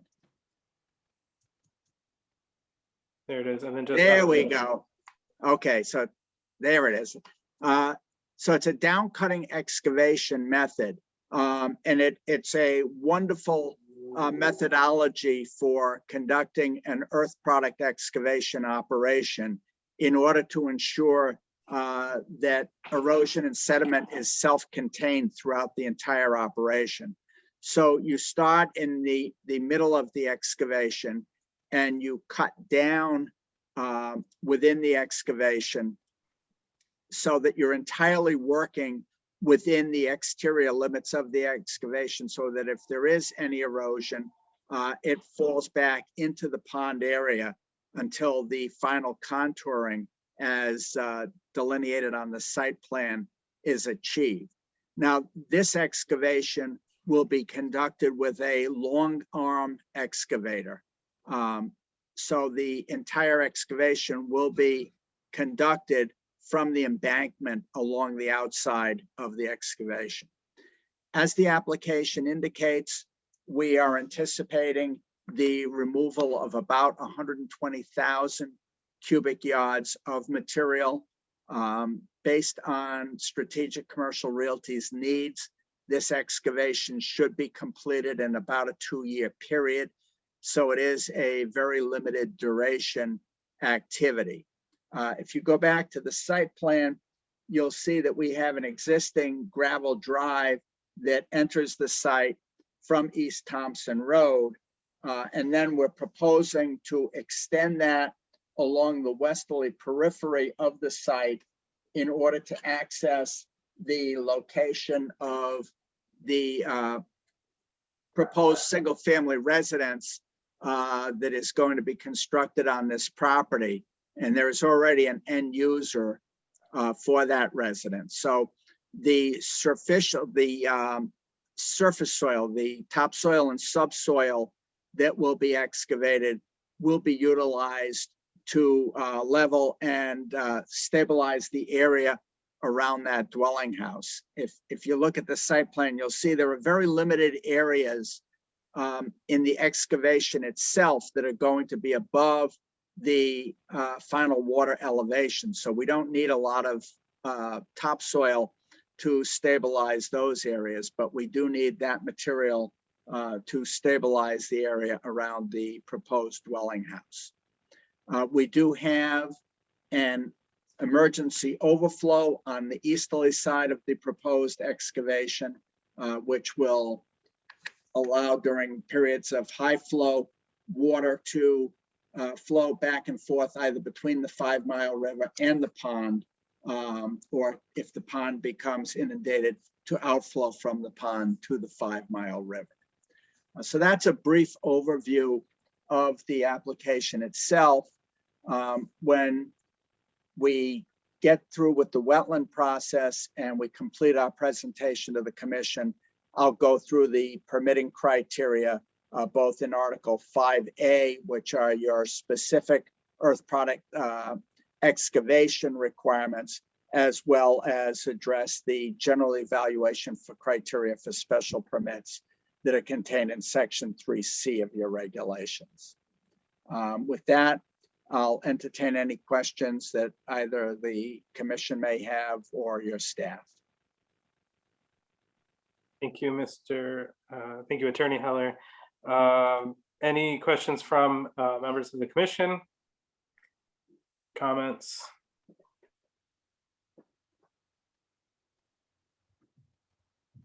Did you ask me a question? No, I'm soliciting any questions or comments from Oh. members of the commission.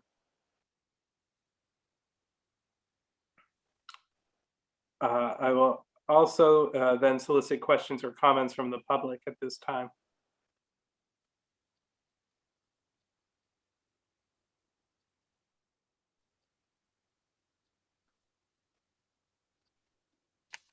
Hi, my name is Bonnie Robbins. I'm at 591 East Thompson Road. I abut this property by 500 feet. Thank you, Ms. Robbins. Go ahead. I have many concerns here. Now that I've seen what the attorney has proposed, he's not only going to do mining in this pond area, but also at the top of the road. Looks like he's going to take out the hill and open the driveway further. I don't know if that's correct or not. This is what I'm seeing by these pictures. Thank you. Does the Attorney Heller or Mr. Held, do you want to? Yes, David is sitting right next to me, so let me just mute myself first so we don't have a calamity. Thank you. For the record, David Held with Provost and Rivero. So that. Hold on a second. You just also turn off your volume too, I think. Yeah, can you get it locked out or someone else? Then shut yours down. Okay. So that second shaded area at the northwesterly corner, if you want to scroll up to that, that's actually labeled as a reserved area. When Mr. Rawson, I believe when he did a boundary line adjustment or a boundary line agreement, and that was an agreement with the Robbins. There was a document which was filed, a restrictive covenant, basically that no structures would be constructed in that shaded area. So that's what that represents. That's not an area where mining would be conducted. Great. Thank you, Mr. Held. Okay, thank you for that. It just was shaded in the same color as the area that is going to be mined. I have many more concerns as this property has already been mined one time, and we've had issues with a strategic realty following all of the rules and regulations. I had to make a phone call to John Mahan at the time, who was the CEO, to let them know that they were supposed to stay 50 feet away. However, and I do have documented pictures of this, he had a huge loom pile 1 foot from the boundary line. And so my concern is, how are we going to keep this project from sticking to all the rules and regulations, as there's been past issues adjacent to our property? Thank you, Ms. Robbins. Joe, do you see you have someone here with a raised hand? Ramona Savolis. Yes, absolutely. It was, yes. Ms. Savolis, if you want to unmute and. Yep, I've just unmuted, and actually my husband and I, Mark Savolis, and I'm Ramona Savolis on 551 East Thompson Road. So my big question here is, since they're going down so far and we're in a butter, and where we abut against this property is wetlands. And if they're going down 30 feet, I'm concerned that the wetlands on my property may be affected by being drained into the pond. And it seems like the water level on my property will be higher than the water level of this project. Thank you for the question. I know we are awaiting some inland wetlands reviews, and I'm not sure if the applicant wants to speak to that in any other way. Yeah, again, for the record, Mr. Chairman, Harry Heller, I can address that. If you look at the monitoring well data that's on the plan, you'll see that there is a pretty pronounced hydraulic gradient on this property from west to east. So the subsurface flow is in that direction, but this whole area is saturated stratified drift. So that soil is fully saturated now. When the excavation occurs, you're going to be creating open water in an area where you now have saturated sands and gravels. We just went through this a couple of years ago in the town of Brooklyn, and there were extensive hydrogeologic surveys and studies done both by the applicant's hydrogeologist as well as the town of Brooklyn's, and it bore out exactly what we're representing to you now, that the surface elevation of water in the saturated drift and the surface elevation of exposed water when it becomes pond is going to be the same. And it's going to mimic that hydraulic gradient that you see from the test pit data that's on the plan. So there should be no impact whatsoever to the wetland, although this is really a matter that's within the jurisdiction of your municipal Inland Wetlands and Watercourses Commission, and we'll be addressing it before them. Thank you. Can I just follow up? And you mentioned that the drift is from west to east. Well, the wetlands on my property is west of there. So apparently the drift is from my property to the pond. And again, it just is a bit concerning. And I also wonder about, this is Ramona Savolas again, whether this will affect the level of the river in any way. Thank you, Mr. and Ms. Savolas.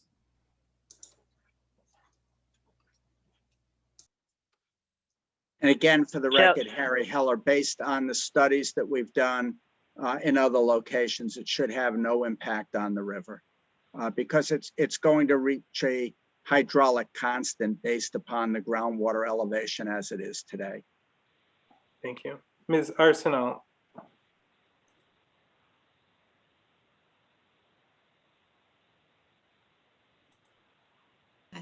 So okay, this is Gail Arsenal and Kathleen Godzik, and we do have some questions. One is, And I'm does sorry, this just your address for the record, please. Oh, 157 Spicer Road, Thompson, Connecticut, 06277.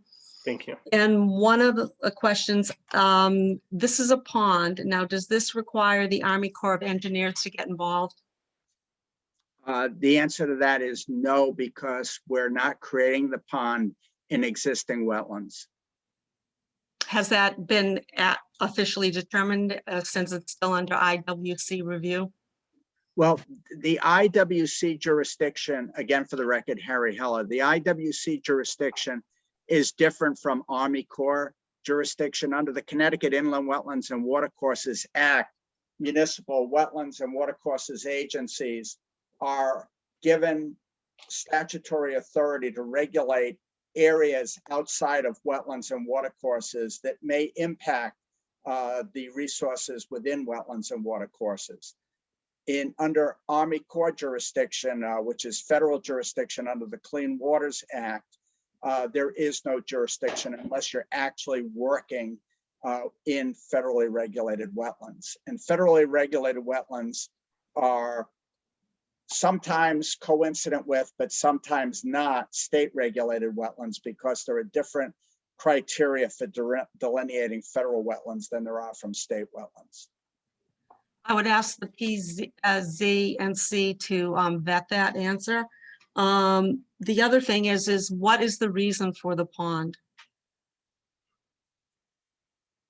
The reason for the pond is excavation of earth product.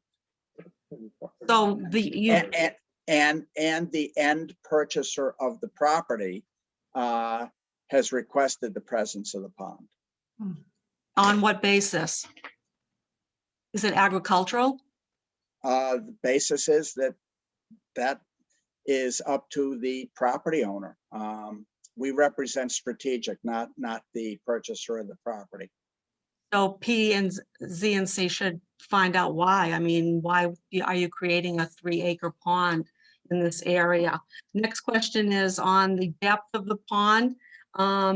What are your OSHA requirements? Since you say you're starting in the central portion and going deep.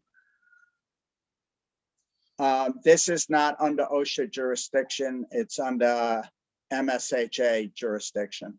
Which is, could you please explain what MSHA is, please?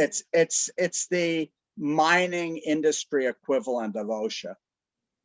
And so are you required permitting with this organization because of the size and the depth of the pool of the pond? Well, again, for the record, Harry Heller, the regulation is, or the jurisdiction of that agency has nothing to do with the depth of the pond. It's the protection of workers who are working in conjunction with the construction of that pond. I understand that, but if you're starting in the central portion, like you had proposed and said that this was going to be starting going down to the depth and then going out to the sides, then you are actually creating a significant hole, so that how are you going to shore up the sides as you continue to excavate down into for worker safety? I don't believe that's within the permitting jurisdiction of the Planning and Zoning Commission. Well, I would put that on record as the town should be concerned about that. Now, someone had made a comment where you, Mr. Heller, Attorney Heller, said that there would be no problem with the 5 Mile River. However, in your proposal prior to an individual making a comment and concern about that, you had said that there would be a potential back and forth, like escape valve for water that would be relieved by the 5 Mile River. Can you please clarify how then the 5 Mile River would not have it be affected or be a potential at risk for contamination from your excavation site? I'll let Mr. Held address that. He's the professional engineer. Okay, Mr. Held.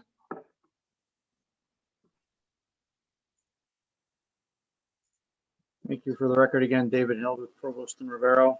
So the purpose for that stabilized outlet is to basically give a consistent location where if you're dealing with a high water environment, you would have slow non-erosive flow either into the pond from the river or out of the pond and into the river, rather than allowing the water to just seek its own course in the event of high flows and potentially having a more concentrated either inlet into the pond or discharge from the pond. It would be standard practice like we've done here to provide a stabilized outlet for that to happen. With that said, any flow back and forth would be relatively slow, relatively gradual, because it's not like we're opening a valve and just suddenly discharging a large amount of water. It's based on the elevation of the water both in the pond and in the water course of the 5 Mile River. So even in an intense precipitation event, those water surfaces are going to change very gradually. So any flow in or out would be relatively low velocity and would not be erosive. But again, the purpose in providing that area is so we do have complete control over it. How would that be different on your previous gravel site operation at 363 Aquatic Town Farm Road, where we did have a problem of water infiltration into the pond running off of the gravel site? And that happened 3 times in the fall of 2020 with silt contamination into an existing body of water. Sure, Dave Held again. So I'm just going to just bring to the commission's attention that we're not talking about anything at 363 Aquatic Town Farm Road. We're dealing with an application for the project that's in front of you. And I I'll limit my understand. Thank you, discussion to Mr. that. Held. Ms. Arsenal, we are discussing the 0 East Thompson Road application. No, I understand that, but I just want to go on record that since Mr. Held was the engineer of record for that, and then we did have a water problem, he is now purporting that there will be no water problem at this site. Please, So yeah, I just have, please, I'm just as a Ms. citizen Arsenal, exercising concern. Thank you. Thank you. And one other question, what happens, what is the impact on the water table with actually filling this 3-acre pond?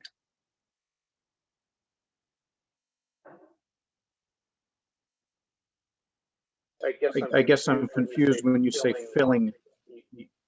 We're not Well, where does proposing the to water dig it come and fill it back in. Yeah, well, you're creating a pond, so you have to get water from somewhere. Correct. This is going to be a groundwater fed pond. So you'll notice we've got a series of monitor wells spaced out throughout the footprint of the pond. And that's how we've determined what our anticipated water surface elevation will be. So you've got a static groundwater elevation, which will fluctuate somewhat seasonally. Obviously, in the summer months, the water table elevation is going to go down a little bit. In the winter and spring months, it's going to be a little bit higher. But this is a purely groundwater fed pond. We're not counting on water from the actual water course in the 5 Mile River to come flow through this and fill it up. It's simply going to be the static groundwater that's there now and surrounded by sand and gravel soil particles. We're essentially just removing those soil particles, and that groundwater will continue to be there at the same static elevation that it is now. The only thing that will change slightly, as Attorney Heller mentioned, there is a hydraulic gradient on the site, generally from west to east, and you can see that in the monitor well readings that we've provided on this sheet right here. So in general, we're going to have a final water surface elevation that will be relatively consistent with the lowest elevation, which I believe is in monitor well. I believe it's either in 3 or 4. And other than that, if you go further west, we're not going to affect groundwater elevations further west. I know there was a concern by one of the abutters to the west, I believe on the Civil Woods property. Basic groundwater hydrology says that the groundwater elevation on that side is dictated by the conditions, the boundary conditions there, including the soil mass that water flows through to get onto this property, and none of those boundary conditions are changing. So again, there's not going to be any impact to the water course itself because this is a groundwater fed pond. The static water surface elevations will remain the same as they are now. So I hope that clarifies the question. Yes, thank you. What are the routes of ingress and egress in terms of travel for the gravel trucks?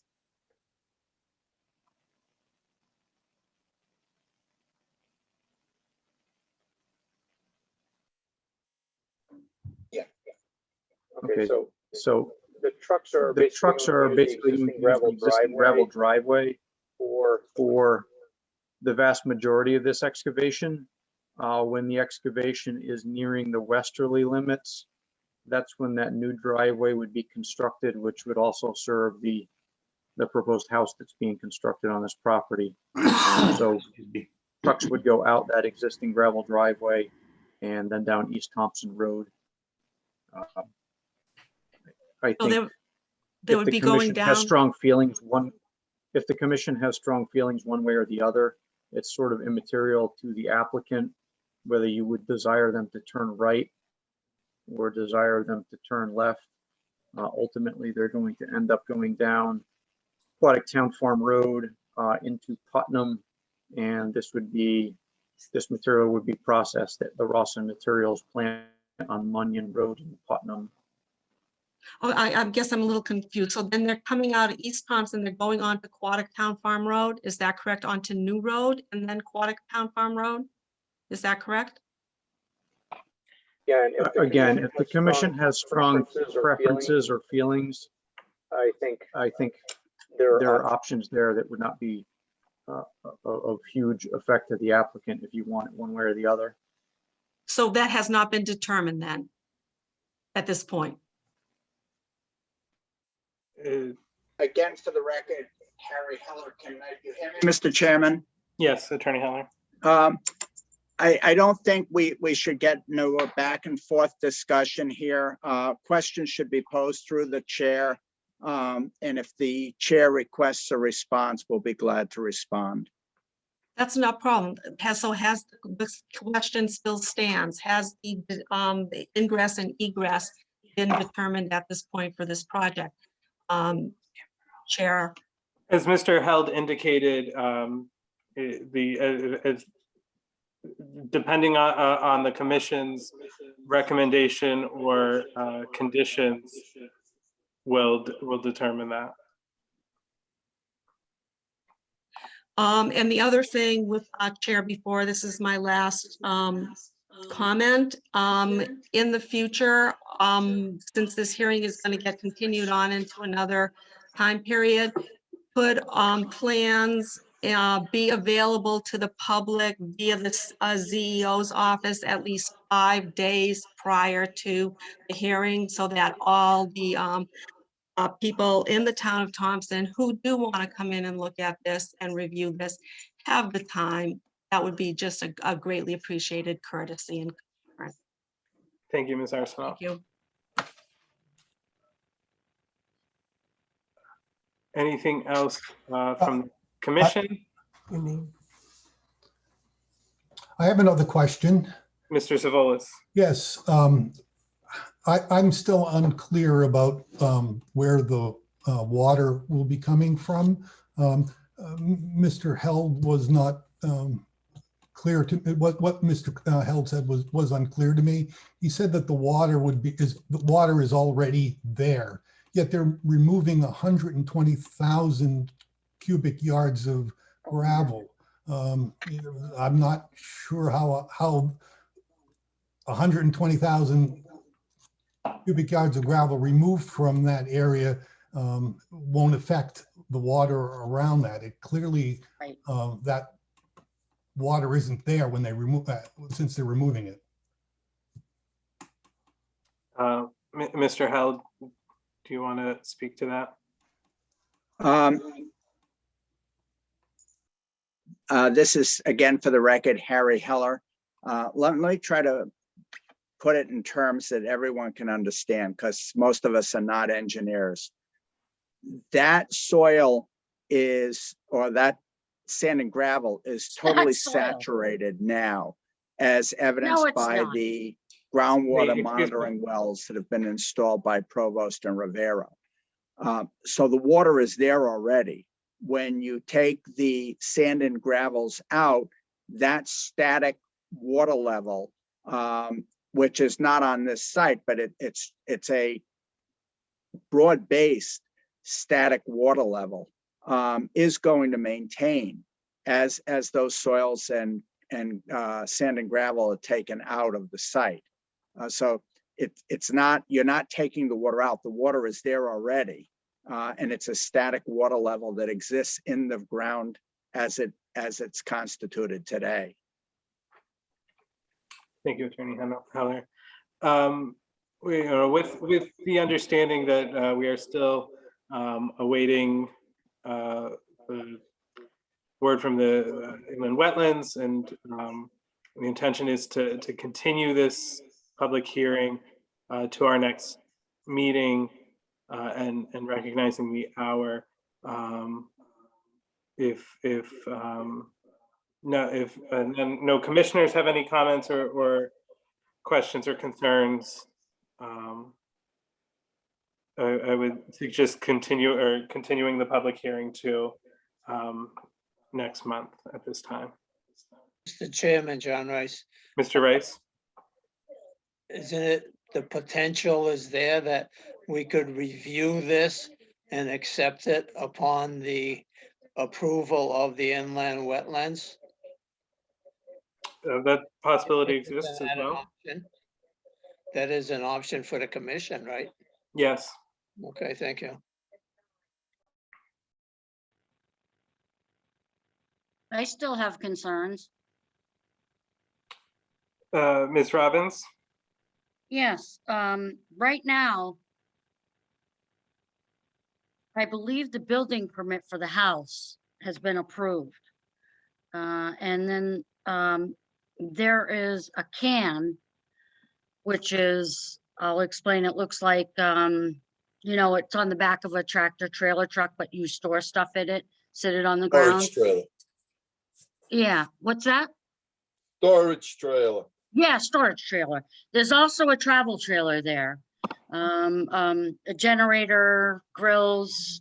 I know it is the intended person who has a purchase and sales with Rawson. He does stay there overnight sometimes, runs four-wheelers. Can I interrupt on that, Joe? Yeah, go ahead.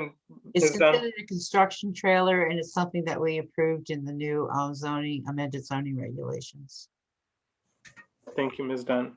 Oh, okay, thank you. Also, the travel trailer and the can are both approved? Yes. Okay, thank you. So can the house be in the process of being built the same time that mining is going on? I would defer to the zoning enforcement officer on that, but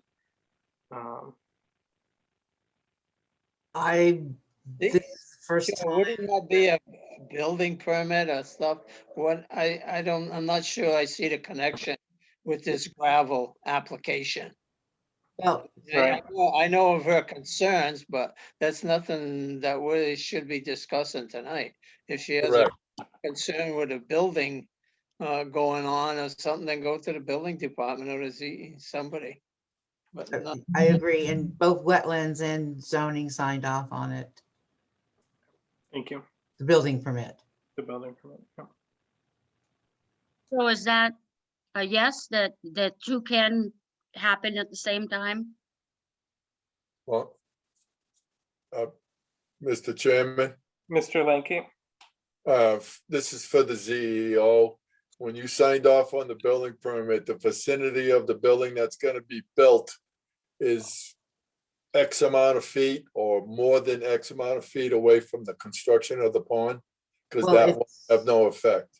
It's a considerable distance away from the pond. I actually drove out there and I actually drove onto the property that they are building the house on. I actually talked to one of the gentlemen there that was doing some preliminary work, groundwork out there. And it's quite a distance away from the. What are we talking? 300 yards, 400 yards, 500 yards? John, Give or take. you would, it's definitely 500. You would do better doing your measurements off of the measurements on the map to find that out. I just, Yeah.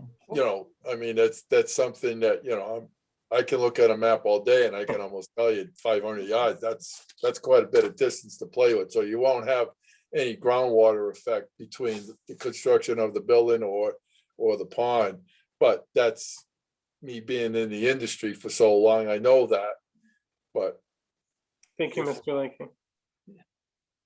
Yeah, thank you. Okay, and lastly, because David Held from Provost and Rovero mentioned the underground utility, that also is going to be a gravel removal of the whole hill, which is right next to the 5 Mile River, which abuts us.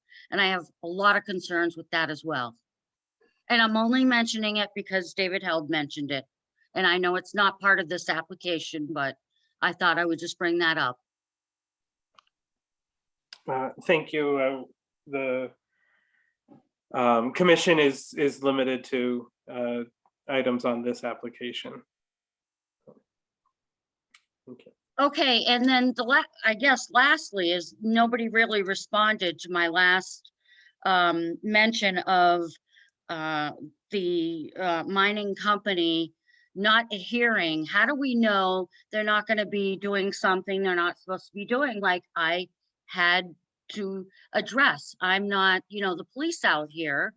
But yeah, I had to address it. They were 1 foot away from our property last time. Yep, And yep. I know, once again, we're not talking about last time, but that's my concern. Any concerns can be addressed to the zoning enforcement officer. Okay, and that already has been done. Okay, so going forward with if this application is approved, if there are any concerns with this application and the work tied to it, you can reach out to Ms. Dunn and she will investigate. Okay, I thank you for your time. Thank you, Ms. Evans. Mr. Chairman, this is Ramona Savolas again. Ms. Savolas? And I didn't think of this until they brought it up, but our driveway is actually a blind drive on East Thompson Road. And as it is, especially when we have people who aren't aware of the area, we have to stand on the top of the hill to watch for traffic coming from that direction, from Bonnie's direction there. And I guess I just have some concerns about the big trucks coming down that way on East Thompson Road where we really can't see them. There's no notice there. There's nothing saying that to slow down, that is a blind drive there. So I just wanted to make note of that there's some safety concerns there. Thank you. And 551. thank you. And the commission can, place conditions on the traffic of the trucks. Thank you. Thank you.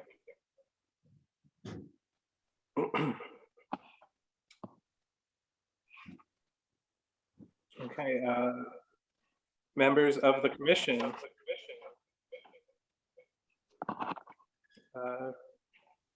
Joe, before you discuss this with the commission, due to the involvement of the wetlands and some of their concerns about this piece of property, I have not done a thorough look at it, at the land itself. So my recommendation is to continue the public hearing. Okay, thank you. Okay. And with saying that, I've listened to the concerns of the neighbors, and, I will be listening to the recording again before I go out there, and to make sure that we address these concerns.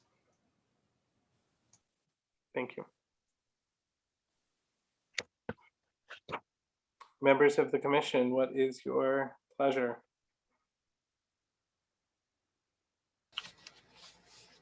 Mr. Chairman, I would like to make the motion that we continue this at the next meeting, this discussion at the next meeting of planning and zoning. Mr. Krogel moves to continue the public hearing to our next regular meeting on June 28th, 2021. I'll second it, Mr. Chairman. Mr. Linky seconds. Any discussion on the motion? Hearing none, it will be a yes to continue, no to pursue another action. Mr. Hill. Alvin Hill votes yes. Mr. Poplawski. Dave Poplawski, yes. Mr. Lanky. John B. Linky, yes. Mr. Santos. Brian Santos, yes. Ms. Chattel. Oh, yeah. Mr. Krogel. Mike Krogel, yes. Mr. Rice. John Rice, no. Joseph Perotti Brown, yes. The public hearing is continued. Thank you, everyone. Item 3, discuss public hearing and possible action. Public hearing for application 21-09. Any discussion? So the public hearing included all except items 1 and 1A and item 8.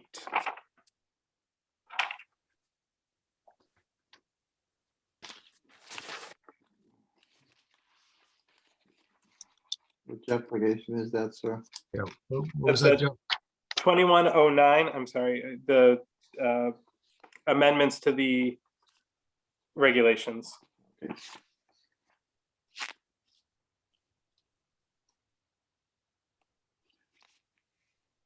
I make the motion that we accept them minus the ones you just mentioned.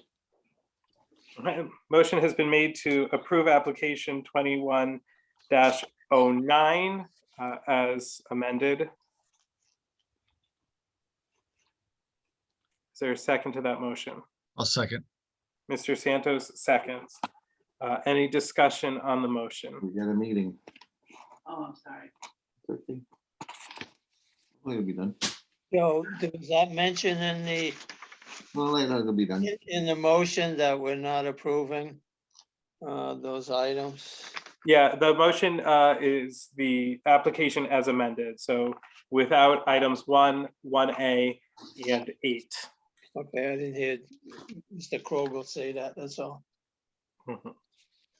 He meant it. Yeah, he said it. Is it?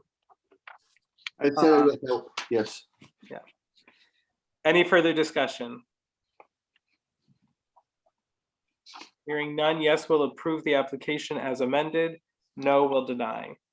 Mr. Hill, And Hill, yes. Mr. Poplawski, David Poplawski, yes. Mr. Lanky, John B. Lanky, yes. Mr. Santos, Brian Santos, yes. Ms. Chattel, Christine Capel, yes. Mr. Krogel, Mike Krogel, yes. Mr. Rice, John Rice, yes. Joseph Perotti Brown, yes. The application is approved unanimously. Application 21. I will get on that tomorrow. Excellent, thank you. Application 21-10, 30 West Thompson Road, special permit for wedding event venue business.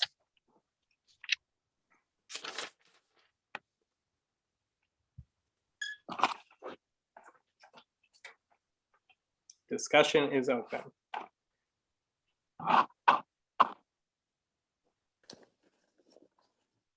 Chairman, if nobody's got any other words, I'd make a motion to approve the application with conditions.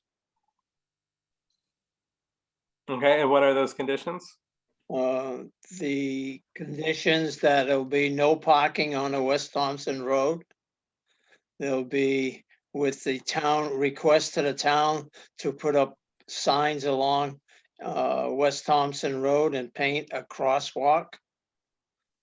That the tent being used or rented would come down within 48 hours. And the parking attendant or the concern with the Walden Field, I think if you put some kind of cones there in those entrances, that the parking attendant would have to maintain. And the music should cease. I thought we had a noise ordinance, but I couldn't find it in the, but the music to cease by 9 o'clock.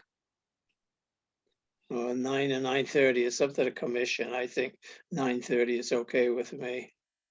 And agree with that that. would be conditional. This approval would also be conditional on the approval from the church. I forgot the name of it. The Creation. Church. Creation Church, to use their parking facilities. That's it. I'll second that motion, Mr. Chairman. Okay, the motion has been made with conditions and seconded by Mr. Lanky. I'm going to ask you, John, just to run through quickly those conditions again for us, please. Condition was the no parking on West Thompson Road. Okay. A request from the town of Thompson to install signs and paint a crosswalk from the church, west side, what is it? What's the name of it? Sacred Heart Road. Formerly Sacred Heart Drive. It's not Sacred Heart Drive anymore, but yeah. Yeah, that's why I didn't know if they changed that. And I'll put the correct wording in it. I think it's like West Thompson Road Extension number 2 or something like that. Well, whatever it is, from there to across the street, across West Thompson Road. Then the tents to come down within 48 hours. And the Waldron's fields to be posted and traffic cones put at the entrances and they be monitored by the parking attendant. And that would also be based on the approval from the church to use their parking lot. And the music ending at 9:30, right? Yes, I thought I seen that. Okay, I'm trying to read my scribbling here. Great, thank you, John. Any discussion on the motion and the conditions? What? Oh, that's interesting. Hearing none, it will be a yes to approve with conditions, no to deny. Mr. Hill, Alvin Hill, yes. Mr. Poplawski, David Poplawski, yes. Mr. Lenke, John B. Linky, yes.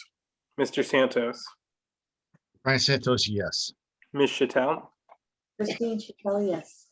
Mr. Krogel, Mike Kogal, yes. Mr. Rice, John Rice, yes. Joseph Prody Brown, yes. And there is no action on 21-12 as that public hearing was continued.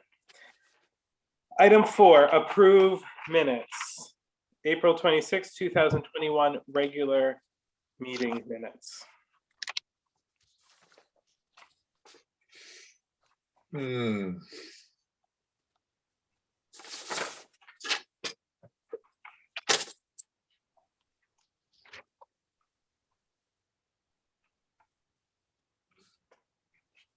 I'll motion to approve. Motion made to approve by Mr. Santos, I'll second that, Mr. Chairman. seconded by Mr. Lenke. Any discussion on the motion? Hearing none, a yes will approve, a no will not approve. Mr. Hill, Alvin Hill, yes. Mr. Poplawski, Dave Poplawski, yes. Mr. Lenke, John B. Linky, yes. Mr. Santos, Brian Santos, yes. Ms. Chattel, Christine Chacon abstain, I was absent. Mr. Krogel, Mike Kogal, yes. Mr. Rice,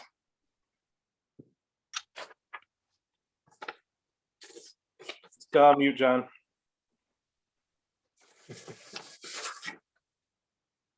John Rice, yes. Thank you. Joseph Prody Brown, yes. Item 5, applications. PZC application 21-08, applicant Neil P. LLC, property owner of 520 Riverside Drive, map 85, block 95, lot 10A, zone DMRD, new retail building with grandfathered drive-up window special permit that runs with the land. Special permit 2012-02, approved November 26, 2012. So my comment as a CEO is that I was asked to reference back to the minutes from November 26, 2012. I wrote all that up in my memo. Did everybody get a chance to read it? Yeah, I got it. Okay, does anybody have any questions on it?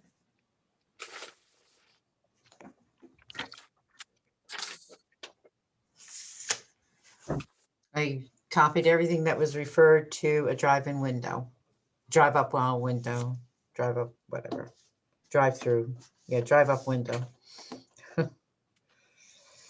And I don't know if Daniel or Mr. Patel want to make reference to what their plans are for this year. I know it was mentioned that they did not have a tenant for a drive-up window in 2012.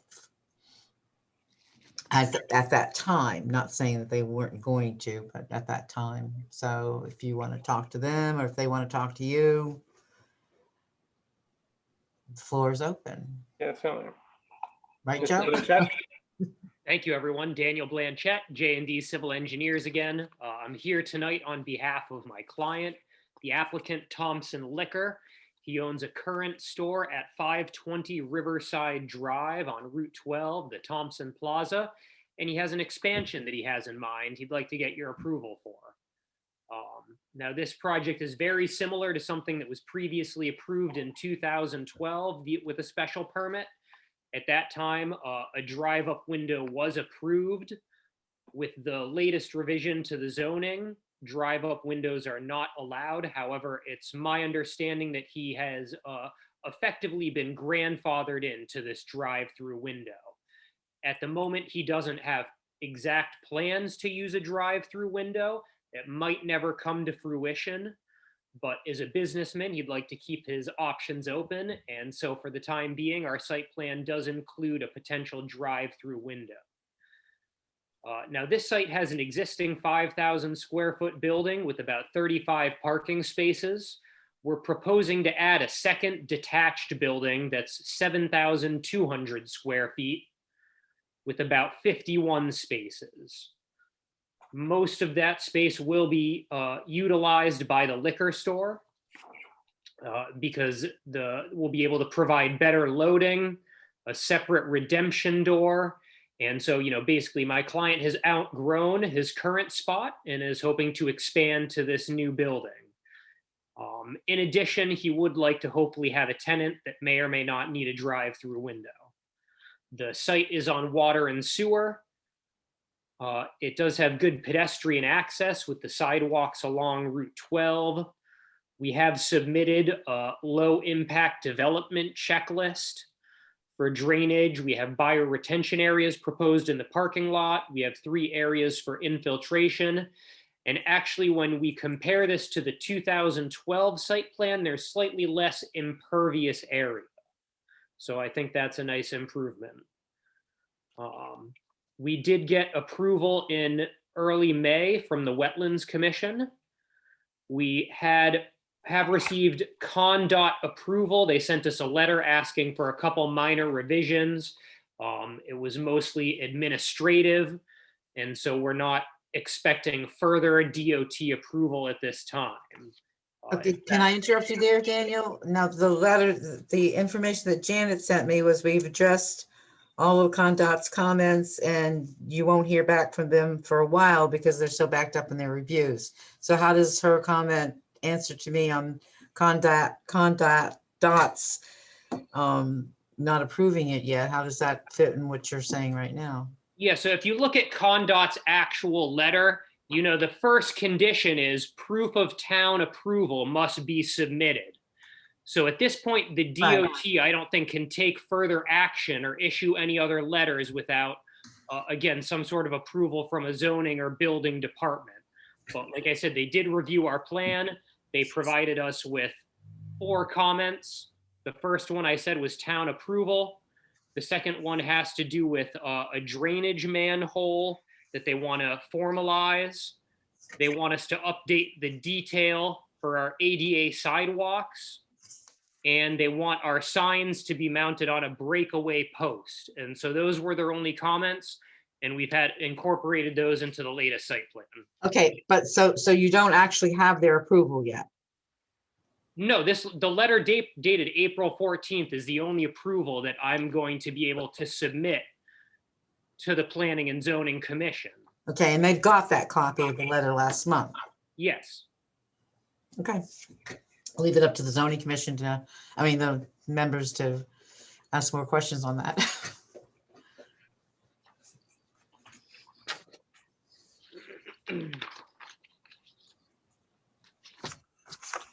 So again, just to wrap it up real quick, I think this is a pretty straightforward project. I think it's consistent with the new regulations. It's going to encourage growth along the Route 12 corridor.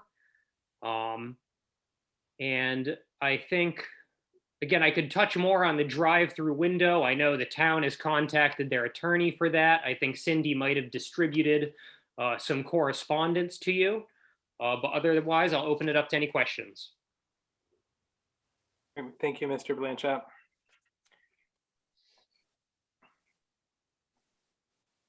Yeah, my only question, Joe, if I can, is this about that drive-through window? Mhm. So is there any other outside information on that? Does Cindy Cindy, have anything? Do you have was- anything on the drive-through window, Cindy? Do I have any more comments? On the You do. drive-through window specifically? No, I was just asked to go ahead and look and see what they said in 2012. It's grandfathered, and this is the concerns that a resident had, and they answered the concerns, and then the owner said that at that point, they don't have any tenants for the new space. So a drive-up window may not be needed. And so that's what happened in 2012. Yeah, okay. And that's what I was asked to do, to find that information for you. Yeah, okay. That's my only question. Thank you, Mr. Santos. Any other Mr. Lanky? Or No, Mr. I was just, Sorry, Mr. Okay. Chairman, Mr. Krogel. I don't know too much about this project, but I am hearing rumored to the fact that when they first applied for this back in 2012, didn't the elderly housing complex have some kind of issue with that? Or that it was some kind of infringement or something that was going to, or that could happen?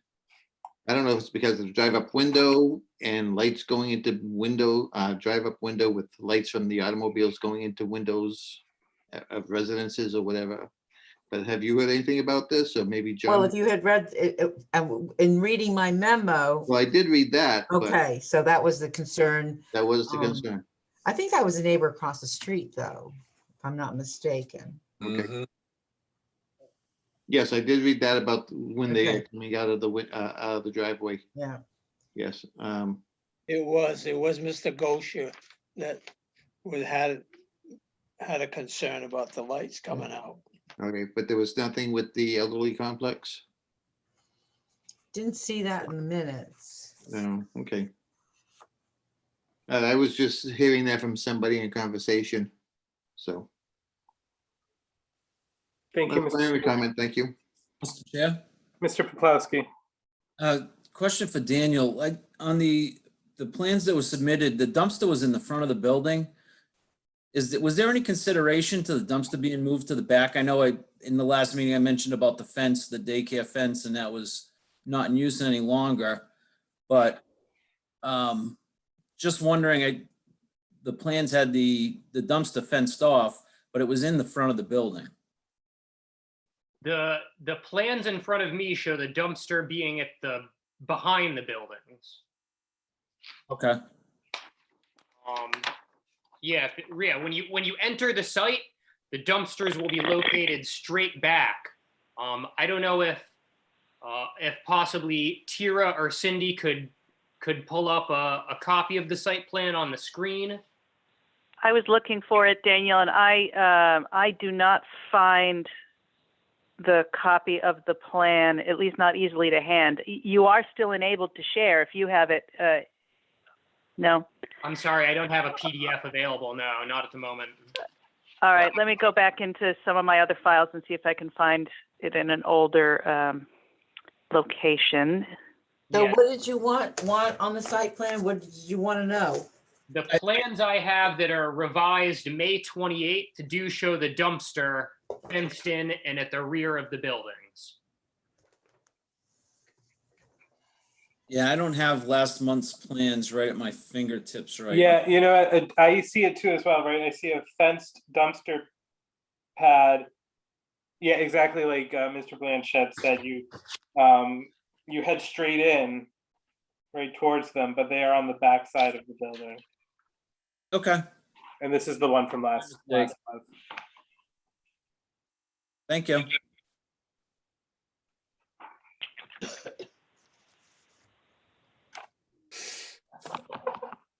Any other questions or comments? Revised plans are. That's weird. Okay, hearing none. Would the commission like to act on this application? Chairman John Rice, I'll make a motion to approve application 21-08. And I'll that- second that motion. And Glenn then, Hill.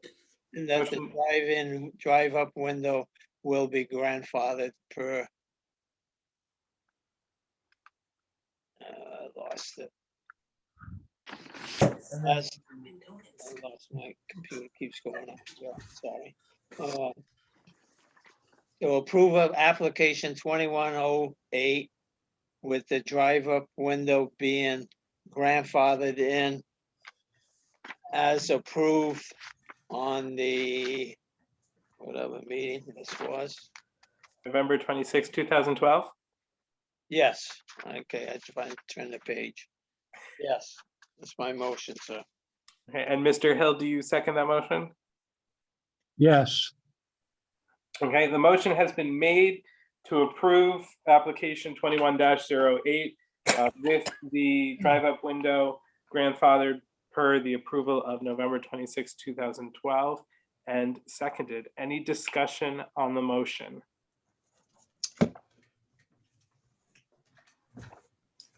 Mr. Blanchett, I think we had talked about some, and I do see them on the plan, right? Some low shrubbery to block some of that light concern, right? Yes, yeah, I believe, and again, I apologize. This is actually my partner Janet's project. She wasn't available tonight, so I'm doing my best to fill in. I understand that was brought up at the last meeting, and I think the applicant is more than willing, if the commission wants to put that in as a condition, to plant some shrubs or some screening trees to block out any potential light from a drive-through window in the event that it's used. Sounds good. Great, thank you. Mr. Any other, I'll Mr. Wright? I'll revise my motion to include what Danielle just mentioned, planting of shrubbery around the compound to eliminate the lights going into the areas. Mr. Hill, do you second as amended? yes, So the motion has been amended to include a condition that the applicant include shrubbery Shrub. to shield lighting from the drive-in. I think I swallowed that wrong. Any other questions or comments? Okay, hearing none, it will be a yes to approve with condition, no to deny. Mr. Hill, Alvin Hill, yes, Mr. Poplawski, Dave Plowski, yes. Mr. Lenke, John B. Lanky, yes. Mr. Santos, Frank Santos, yes. Ms. Chattel.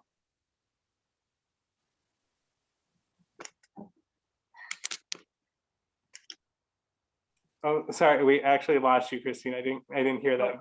You should tell yes. Thank Sorry you. about that. No worries. Mr. Krogel, Mike Kogo, yes. Mr. Rice, John Rice, yes. Joseph Purdy Brown, yes. The application is approved. Thank you. Thank you, everyone. Application 21-16, applicant French River Materials, owner Strategic Commercial Realty Incorporated, doing business as Ross Materials, 307 Reardon Road LLC, map 156, block 8, lot 7, zone I, renewal of gravel mining operation to excavate sand and gravel. Good evening, everyone. Harold Hopkins with French River Materials, coming before you tonight to seek renewal of this project that we've been working on. Cindy had come down and see things recently, and I think she can attest to the fact that it's a neat, clean operation and been being conducted in an orderly fashion. In fact, the day she came, there was a federal inspector there checking us out, and things went smoothly as usual. We're expecting the year to come to be slightly better. I think the construction industry was okay, but also had its issues last year with the pandemic that we all experienced. But we do see things to pick up a little bit based on the fact that we're coming out of it. We've pretty much completed phase one. We're well into phase two. The completion of phase two will open up the entire area closest to the railroad siding, so that area will be completed. Our expectations are to continue in a similar fashion this year ahead.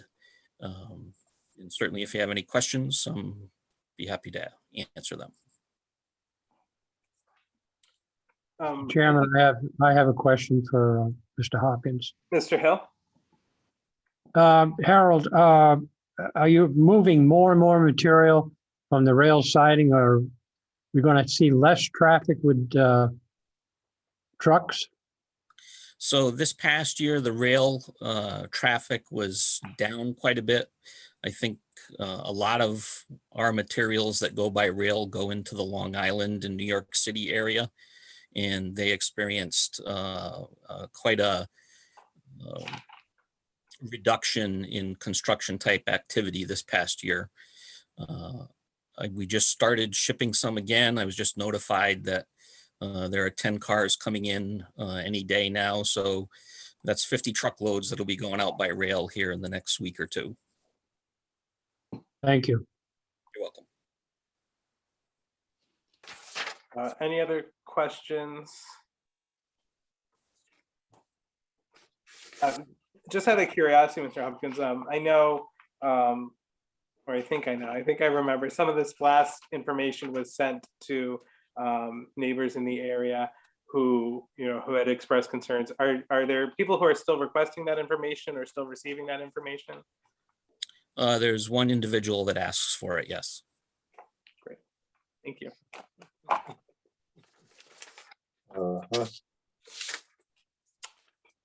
Any other questions for Mr. Hopkins? Joe, am I still muted? Nope, we got you now, John. Because my screen is blank here. I don't know what's happening, but. Mr. Chairman? Yes, Mr. Lanky. Has anything been looked into anything about the Blaine Road traffic? If there's any, I'm not blaming French River Material LLC, but there has been again been mentioned that there's been some vehicles now, maybe somebody ain't paying attention again, and I think Mr. Hopkins is doing a very good job of making sure that the drivers turn left instead of right, but we have a concern. I guess there was some trucks that were leaving, but now I don't know if it was from the next door neighbor or what, but that's something that needs to be addressed because of the railroad tracks and the bridge and the turns right there, Blaine Road and Radon Road. Well, John, they have a sign up there that says all trucks exiting has to exit left. I understand that. And I did there are mention some people. I did mention it to Harold, and he said that There's some people that just turn right, okay, because they want to go the shortest route. They don't want to go all the way around and up Radon Road, down West Thompson Road, and hit Route 12 to go left, go wherever they're going to go that way. Harold assured me that his trucks that are coming out of there. I'm not accusing Mr. Hopkins of anything. I'm just saying this is something that sometimes some people they'll just blatantly go the way they want to go, the short route. Okay. He's doing a very good job. I got to admit, I go up and down that road a lot going out that way. And I think the lot of the trucks that I've seen go out of there, they always take a left, but there have been some that will take a right. Just Mr. Hopkins again. Mr. Hopkins, Yeah. Go ahead. Just a minute, Mr. Rice. Go ahead, Mr. Hopkins. Just to address that, any trucks that are under my control definitely go left. And Cindy did point out that there's a stop sign and a sign right under the stop sign as they leave the property that indicates that they must go left. The tickets that we also provide to the drivers, there's a note on the tickets as well that indicates that they must go left. Can I control the people that aren't under my control? No. but certainly the bulk of what leaves there, I would say, is under my control, and it does go the way it's supposed to go. No disrespect, Mr. sir. Chairman, that was gonna be my comment. I would, without identifying the trucks, I think it's local traffic contractors that may use some of the material out of that operation, and they're not gonna go all the way around if they're going to Quinnebog. If we're all done, I'd like to make a motion for approval, application 21-16. And I'd like to thank thank him for the great report that we get on what's going on over there about them blasting, etc. That's not part of my motion, but that's, The motion has been made to accept application 21-16. I'll accept it. I'll accept it. I'll second it. Seconded by Mr. Lenke. Any discussion on the motion? Hearing none. Yes to approve, no to deny. Mr. Hill, Alvin Hill, yes. Mr. Poplawski, Dave Paplowski, yes. Mr. Lenke, John B. Lenke, yes. Mr. Santos, Brian Santos, yes. Ms. Chattel, Christine Chattel, yes. Mr. Krogel, Mike Krogel, yes. Mr. Rice, all right, yes. and Joseph Crody Brown, yes. Application 21-16 is approved. Thank you, Mr. Hopkins. Thank you all. Application 21-17, applicant and owner Northeast Sand and Gravel. Owner John Mercier at 659 Riverside Drive. Access drive is north of Grosvenor Post Office. Map 63, block 58, lot 15P, located in R40 zone district for renewal of gravel mining permit to excavate sand and gravel. I believe that John is here. I sent you the information Thursday before I left the office. And of course, now I'm looking for it, but, oh, here it is right here. So, does anybody have any questions of anything that I wrote up? Any questions on the pictures that I took?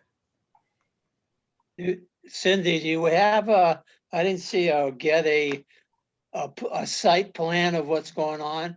No, I did not get that, no. Other than your pictures? But it is What's very making- visual. You can tell that they're in the process of trying to wind down to leave on the property what will be used for the development of the property. It really hasn't changed. The piles and the areas where they're working on, this is pretty much the same areas. So I will let John explain that further for you. Has phase one been completed? What phase is he operating in right John, now? Mr. Mercier? Yes. What phase are you working on? So we're in phase 4. Okay. Okay, has 1, 2, and 3 been completed? They're completed, but there's still piles of material to be processed in the middle of the pit on the floor. I believe we discussed this in the previous meeting that we're gonna do that in that area to keep it away from the neighbors. Right, I thought, yeah. Well, I thought we gave you approval to to do that, but you were gonna work on cleaning it and reclaiming that area. We did quite a bit. We built a temporary basin upon the entrance of the driveway that was all approved with wetlands and Cindy. And we're just trying to gear up again from somewhat of a slow year last year. Try to process that, and I would anticipate this is our last year of requesting a renewal. We'll be out of material. Hopefully segue into some sort of development. All that brush clearing, because you know how rumors go, but the brush clearing and the stumps, how did you dispose of those? They're still in the one pile. We're gonna grind them and we'll use them on slopes or whatnot. With our development plans, there's some discussion on what we're gonna do with the open space as far as maybe some walking trails or a playground or whatnot for the development. So we're not 100% clear on how we're going to reclaim. Hopefully, we're going to get some guidance from the town on you know, how we're going to develop this so we can reclaim and not duplicate some efforts.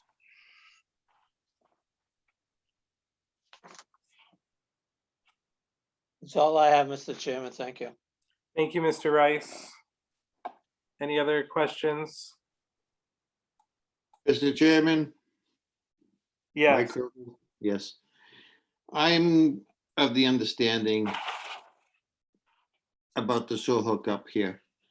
And I sound like a broken horse or broken record, but today I understand, I heard that they did apply for a hookup permit back in 2018, and they paid a $50 fee or whatever.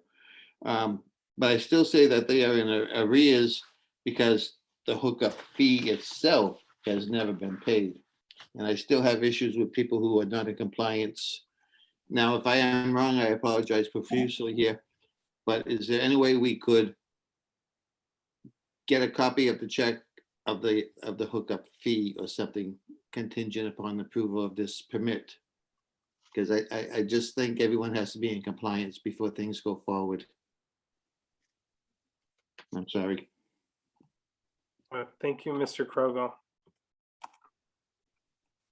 Chairman, sorry, I had one more question for Cindy. On the application, indicating, you know, the subject property located in a flood zone. That's not considered a flood zone on Route 12 around there by the river? Just the wrong, You're saying no, and it's not in the aquifer protection zone. that's what he said, but I can check the other applications while you continue the discussion to see what it says on the other applications. So you haven't checked to see if that is in a flood zone then? Who checks that off? You? Yeah, you have to. Well, no, John and I were sitting there in the office and we checked that off together, right, John? Yes, and it was a duplication of the application from the previous years. So, yeah. So if it was wrong before, it's still wrong now then, right? So do you want me to go way back into the files to when it was 650? No, I think you just go up to see the flood map upstairs on the second floor. Is that what you want me to do that? Well, I think make the application correct. Do you want me to do that now? No, of course not. I'm here in the town hall, John. No, I know, I don't do that, but I'm just want to make sure. The 2020 application says no flood zone, and so I'd have to go into the files to the other applications all the way back to 650. Looked at the flood map though, apparently. I could do that too. Yeah, okay.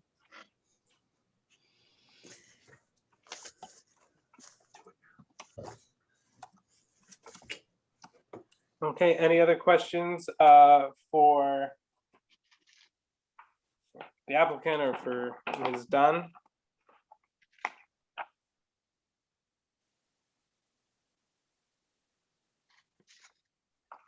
So he's anticipating according to his application, 44,000 yards of material. That was last year's production. Hopefully this year is more than that.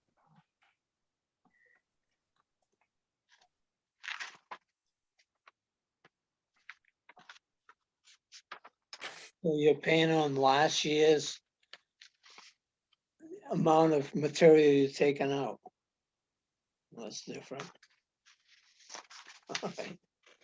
That's all I have, Mr. Chairman. I just.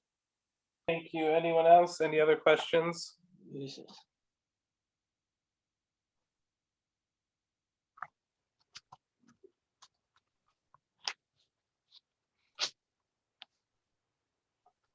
Okay, hearing none.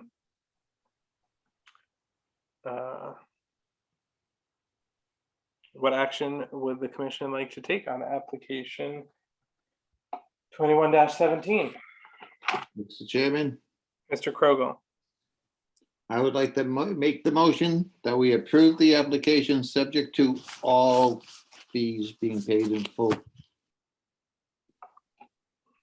okay, the motion has been made by Mr. Krogel to accept the application subject to all fees being paid. I'll second. Mr. Santos seconds. Any discussion on the motion?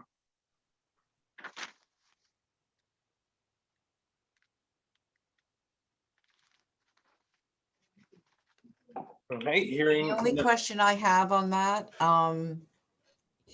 is when I put that down as a condition. I'm thinking here, so give me a minute. There are things that you can waiver because it's in your regulations.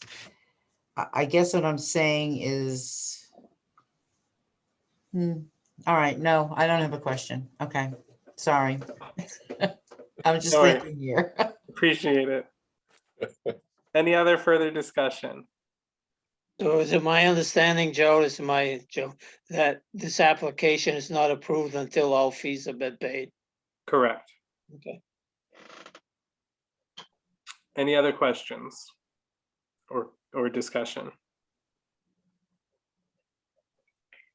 Hearing none, a yes vote approves. Wait a minute, Pending. I'm sorry. Mr. Rice, go ahead. I still have because it's really a 2-page application here. That's what's bothering me. I don't have a site plan of what he's done, where he's going. And the other thing is that what he just mentioned, that he's paying 44th. I get that 3rd page here. Did everybody else get a site plan, or was it just me that I didn't see it or copy it? There's no site plan, John. I told you, there is no site plan, no. Oh, that's a requirement for renewal, right? Well, And the other question, never mind, that's is, you didn't do it, you didn't do it. But that 44,000 yards, that's based on last year. If we're renewing it for next year, isn't it supposed to be anticipated how much he's taken out the coming year, and that's what he pays on? Like everybody, if I'm looking at Rawson's or anybody else's renewal, it's based on the projected amount of cubic yards that they're taking out in the coming year. Am I confused? I looked at it this way, John, when I seconded it. He number one, Mike Krogel's comment, if he can't get the $50, prove that he paid it once before. It's not $50. It's a $3,000, $4,000 hookup. Okay, if he can't find the receipt for that, he has to pay it again. Okay. The gentleman noted that we had previously looked at phase 1, 2, and 3, and 4 plans. So I took that as we've already kind of outlined and agreed to the 4 phases of work. And whatever fee he paid last year, he made a specific note that he didn't excavate that amount of material out of the hole. So he was just going on the basis of previous year's numbers to come up with the fee, because he never even got to those numbers last year. So that's kind of my general thought process through all that. But I do agree with you, a projection would have been appropriate for this particular year. okay, so last year, Trucks going out of there, I can tell you that. Say that again, John? I said, I see a lot of trucks coming in and out of there. So I don't know if it's just that I'm looking at the application at French River Materials, and he's basing it on how many cubic yards, 2,000 cubic yards, and that's for this year. And he put out a check of what, 2155. so last year he did 113,000 cubic yards. He paid 2,326. So he's saying that he took out 44,000 cubic yards. Is that correct, John? Yes, we, we have always paid for the previous year. That's how we've come up with our Okay, fee every year. So that check that we wrote in the 44,000 was for the last year. We've never projected and paid ahead, but we can. We've just always paid. That's how we've done it since we've started. so I'd have to go back and find out why they're paying the previous, paying for the previous year as opposed to an estimate for what they're planning on taking out. That's all I can answer to you, John Rice, and as to why it was charged that way. Yeah, it just surprised me, Cindy, that's all. Yeah. It's just that, every other one application we get, they pay on the estimated what they take out for the coming year, and that's what they pay. Yeah, I hear what you're saying. Pay in advance instead of chasing somebody for material they've already taken out. Okay. Yes, that's screwed up somehow because originally they had to pay for the estimated amount they were planning on taking out. Yes, and like John said, this is the way he has been doing it. So we've got to find out why he's been doing it this way. I don't know if it had anything to do with the changeover of business, a few years ago. I have no answers for that, except there was just an awful lot of work to do for this meeting this month. Yeah. Yes, we can weigh the packets, yes. Okay, so with all that, the motion before the commission is a motion to approve pending the payment of, or proof of payment of all fees. Any further discussion on the motion?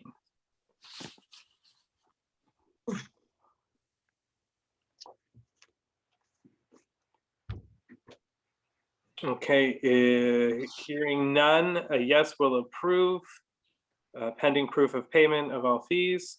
A no will continue on to some other action. Mr. Hill, Melvin Hill, yes. Mr. Lenke, John B. Lenke, yes. Mr. Santos, Brian Santos, yes. Ms. Chattel, Oh, yes. Mr. Krogel, Mike Krogel, yes. Mr. Rice, One Rice, yes. Joseph Prody Brown, yes. So Joe, you skipped Dave Poplawski. I did, didn't I? I apologize. Mr. Poplawski. Dave Poplawski, yes. Thank you. Thank you, Tira. Thank you, Dave, for your graciousness and patience. The application is approved with that condition. Thank you, Mr. Mercier. Thank you. Item 6, citizens' comments. If anyone has any comments at this time, we welcome them.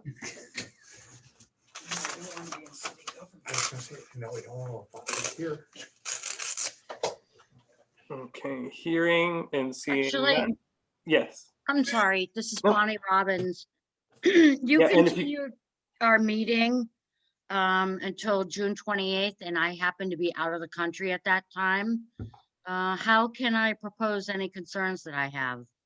Yes, yeah, great question. Thank you. You can, because the hearing is still open, we can take comment in the meantime. So you can send that to the Planning and Zoning Office, to Cindy in the Zoning Enforcement Office, or to Tira, the town planner, to be included in the record for the public hearing.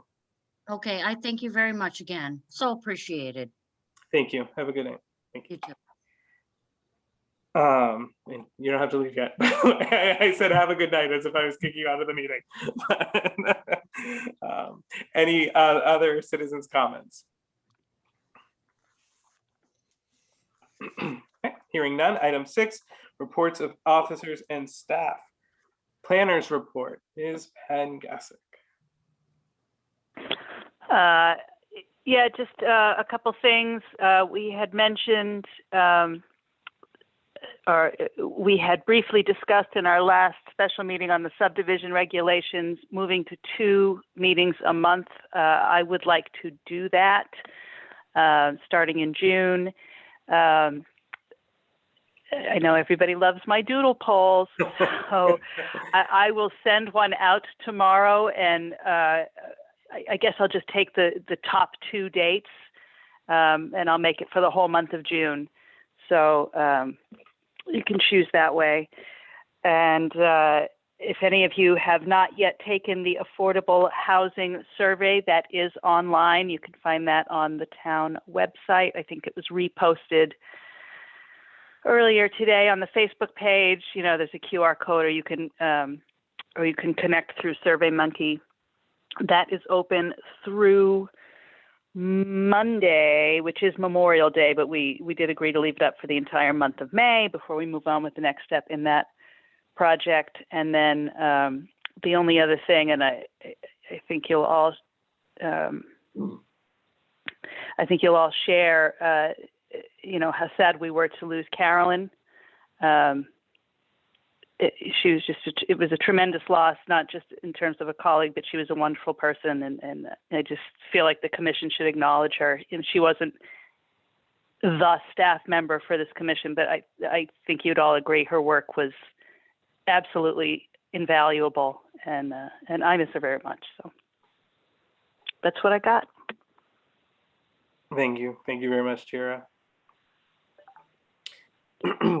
Item 7B, ZEO memo. We all received the memo and the addendum. Are there any questions for Cindy, or Cindy, anything particularly you wanted to highlight? No, we're good. We're continuing on.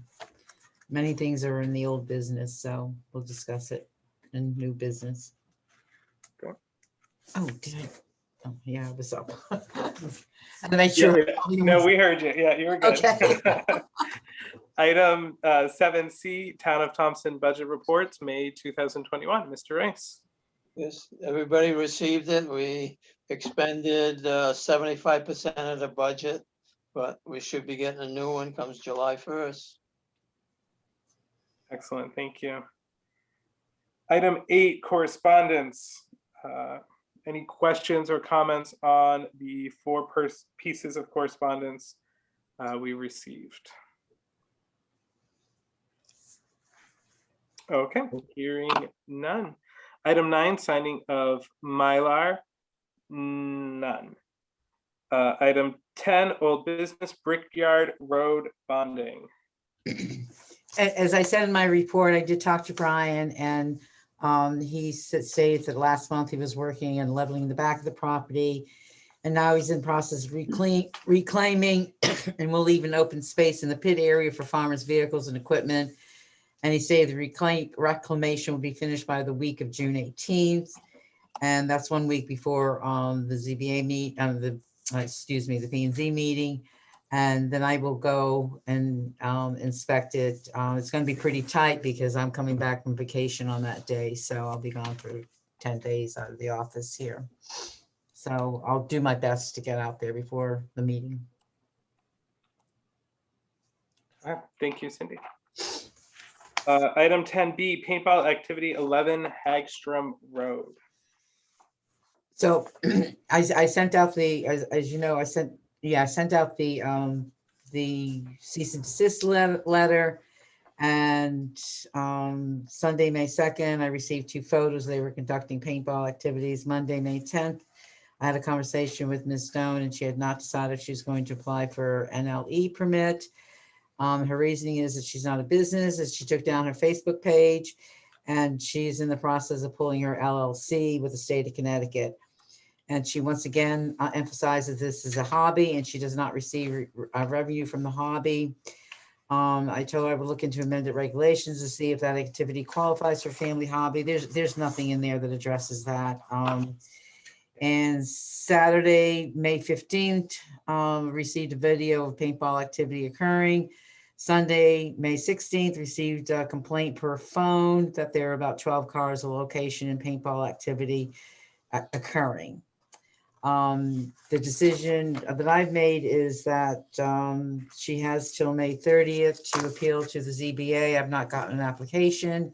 And after that appeal, then we have to do some stricter enforcement. Or if she sends an application, brings an application in here, but I don't see that latter part happening. Any questions? No, thank you. Any questions for Cindy on that? Okay. And 10C, 53 Wrightson Drive. So I have to tell you, I've been, was here by myself until before the meeting started, and I've just had these wonderful guests here who are owners of 43 Wrightson Drive. Because I forgot to call them and tell them it was a Zoom meeting, and they were going to be, they knew they were going to be on the agenda, but they've received an incredible education from all of us tonight on how their government in the town of Thompson works. So they brighten up my night of being in the building by myself. So I was asked to, by Alvin Hill, to find out how much space is on the left side of the building as it is shown, as it was not shown on the sketch. And so I'll introduce Susan Waters and Jim Brazel. And he had told me that it is 60 feet facing the road of the proposed accessory building is 60 feet, right? So Alvin, did that answer what you were looking at? And again, the reason why they're here is, do we say the front? Well, this is just something we're sort of we're throwing around, not too sure that it will fly, but is the front considered frontage on the road, or is the front of their house, which faces the water, is that the frontage? We're dealing with that that's new zoning regulation that says the house has to be set back with the the accessory building has to be set back even to the house, setback of the house or behind it. So again, we have another situation. There's a 1.6 acres out there. Is there any way around that for people who already have an established piece of property and established house, and they just want to do a garage now? And I know, Brian, you had brought up that we need to bring this issue up, and I guess I would like to ask you is why, I agree with you, it needs to be brought up, but what is your intent behind bringing it up? Well, my intent of bringing it up is if it replicates the house structure. If you put a building in a garage and you have the same vinyl siding or something like that, then I think our commission should allow for those accessory structures to be in front of the primary structure. But if you're going to build a temporary metal building, or let's use another word, shack, that is not replica of the existing primary building, then yeah, then we probably wouldn't want to see that in front of a nicer house, right? So that's why I want to bring it up, because I feel like in this particular case, if I'm getting the right impression, they're building a garage that's going to replicate the primary structure. In my opinion, that should be allowed. So we need to come to some sort of resolution on that, hopefully in the next time we talk regulations, because obviously it's causing problems. So am I, am I to tell them that they have to go and get a variance? I think at this particular time, yes, because there's no other option, in my opinion. Anybody else have an opinion with the answer? Alvin, was there a reason why you had asked that question of how many feet? Yep. There's another space to put the structure. Yes. If they move the structure parallel to the house, even with the house, and they ruin the view to the lake. And that wasn't their purpose of being out there on the lake. It's to ruin their view. Well- Is that accurate, Susan? Yeah, and we can't go towards the house. You want to state your name and address? Oh. She's coming over here. Hi, guys. Susan Waters, 53 Wrightson Drive. What we did was put the house, we wanted to just make one on the open part of the land. There's like probably probably 1/3, maybe even a half of the whole property parcel is open still. So that's why we wanted to put the garage. And it's simply a garage utilizing the same driveway and everything that we have now. Yep. And if we put it down near the water, I mean, to make it parallel to the house, it kind of ruins the way the house is. Sure. So that's the only reason why we have it where it is. And it's still far off of Wrightson Drive. It's not, we're not adding anything off of Wrightson Drive. We're using our original driveway and everything. We're just going to drive into it. Instead of, now we park on the lot with our cars. Now we're going to put a garage on it. Yeah. So that's all. And nope. Anything else anybody wants to ask Jim or Susan? Any suggestions? No suggestions how to get around this, not for the so they don't have to go to the ZBA. Wait a little while. What? Just gonna say, it sounds like if, perhaps if other commissioners are of the same mind as Brian, maybe a little patience Okay. might behoove them. Other than that, So, Mr. Chairman, is that a suggestion to bring the topic up in a meeting to discuss the regulations in addition to our specials to discuss the subdivision regulations? That's correct. I am perfectly happy to try to schedule 3 specials in June. I'm pretty sure that I am relatively open for evening meetings in June, although I'll have to obviously double check my book. But that's, that's pressure on you guys too. So I'll send one out for the subdivision regs, and I'll send a separate one out for the regulations to maybe not. Maybe I'll just take top 3 dates and shuffle them around. We'll figure it out. Chances are I'm not going to be there because I'm going to be gone from the 10th to the 18th, and I'm not zooming in from California, guys. Sorry. I think that's acceptable, Cindy. That's fine. I'd kick you out of- We'll figure it out. We'll try to schedule Okay. 3 specials in June and see if we can get it all done. So probably perhaps I should recommend to them to perhaps they start the process because our ZBA meeting is early this month because I am on vacation and it's a very tough meeting. There's Bates Autos coming up. So perhaps I should tell them to go ahead and just apply for it to see if we can get the application accepted, at least in June. If they have to go that far, then at least it will come up in July. Does that sound like a plan? You can do that, sure. That's going to ZBA, right, Cindy? ZBA, yes. Yeah, I believe if I didn't say that, then that's what I meant. Instead of changing the regulations, let them go to ZBA and ZBA will approve it. Well, this is going to keep on coming up. I have another one. Yeah, I know it. So this is going to keep recurring. I can't remember specifically right now, but I believe today another one came across my desk. Oh, yes, it did. Yes. Yes, we have to amend a ZBA application because of that. Because I just picked it up today. I didn't realize it, so. No doubt. Yeah.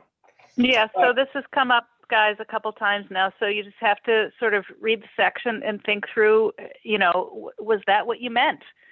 Because you certainly discussed it a lot before it was adopted for the new regs. So, maybe it isn't what you really meant, but there was obviously something you were trying to address there. So, trying to figure out what that actually is. Yeah. And then, we'll schedule the special and adjust accordingly. Yep. Yeah. Great. Thank you. And thank you to both of them for their patience this evening. Well, I certainly enjoyed the company. I We give you a lot of credit. A lot. Item 11, new business, 90 Thompson Road, preliminary discussion of subdivision. And I believe that Tara has the preliminary plans, right, Tara?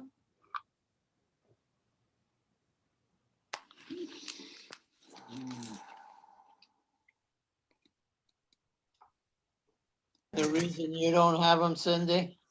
Well, it's Tara can pull them up is the point. Here they are.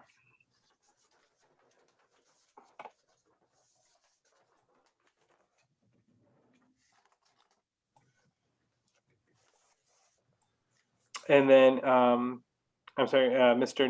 Napick, is that? Napick, you can call me Fran. And great.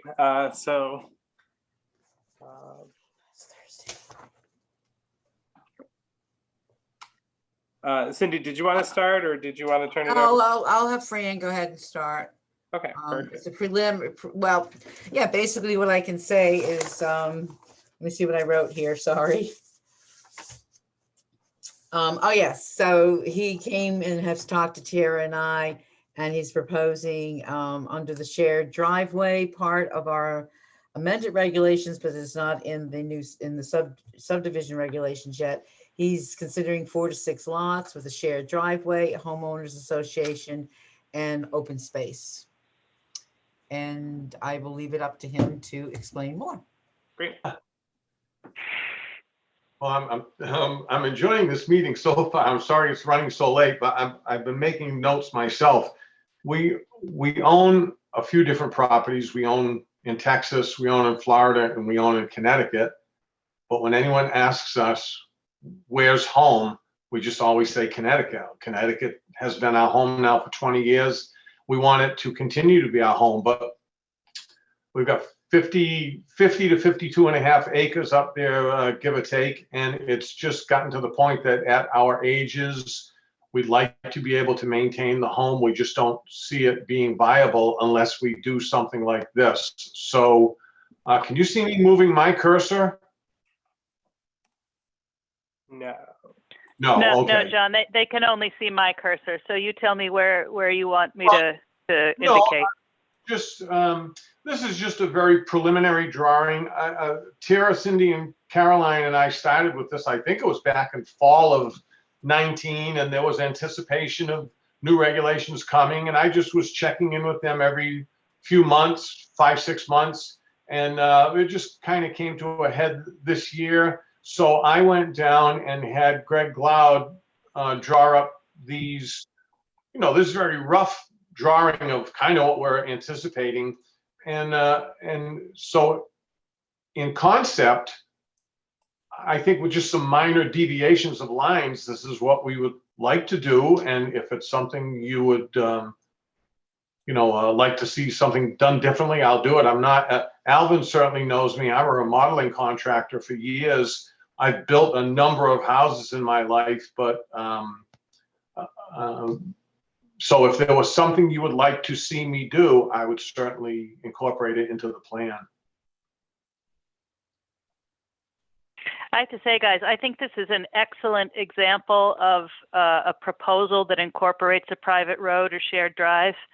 I think his reasoning is clear. He's delineated it nicely. It fits well, and he's got a lot of open space here. We've seen, Carolyn and Cindy and I saw versions that had only these 4 front lots proposed, peeled off, and then Greg, I guess, included these 2 larger lots out back too.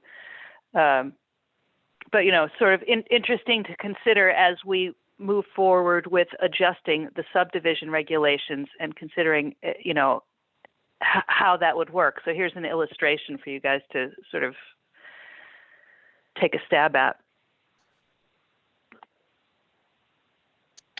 And those are existing structures on was it about an 18.5 acre lot?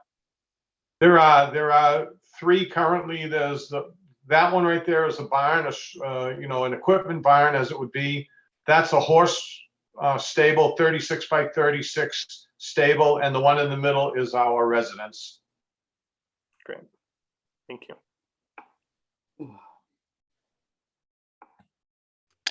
Great, excellent. Any questions, comments, suggestions? Yeah, I have a few, Mr. Hill? yeah. Fran, what about power? You gonna bring poles up that private drive? Well, there's the power, we source our power from, you see where the cul-de-sac is and the right lot, or what's the proposed right lot there?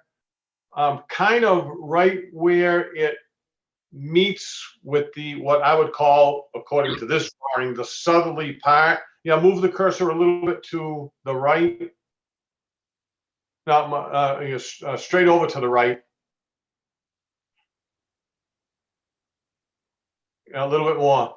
It's right. It's somewhere right about at that next line that you're almost at, right there. I believe that's where the power comes in. So I was thinking about that myself. Honestly, I don't know. I don't know how it would be sourced, but there is a pole right there, and there's a pole halfway down to the road from there also. And ours, from that second pole that comes up off of Thompson Road, ours goes underground about 350 or 400 feet to get up to each of the structures there. But, you know, further, those other lots further out, the 10 acre and the 19 acre, you know, over 460 feet, you're gonna need some kind of a transformer. I mean, it's gonna be costly to get power into those two other lots. Any of that open space, Fran, where they could put in ground solar mounts? You know, Alvin, we looked at that, and they wanted the whole 40 acres. It was a 20-year proposal. We would, you know the way it works, we would own the whatever, whether they were functioning panels or scrap metal at the end of 20 years, we would own them and have to deal with them. And the return on the investment was like $30,000 odd a year. It just didn't make good sense to us at the time. This was prior to Ben Barrett doing his, actually. Right.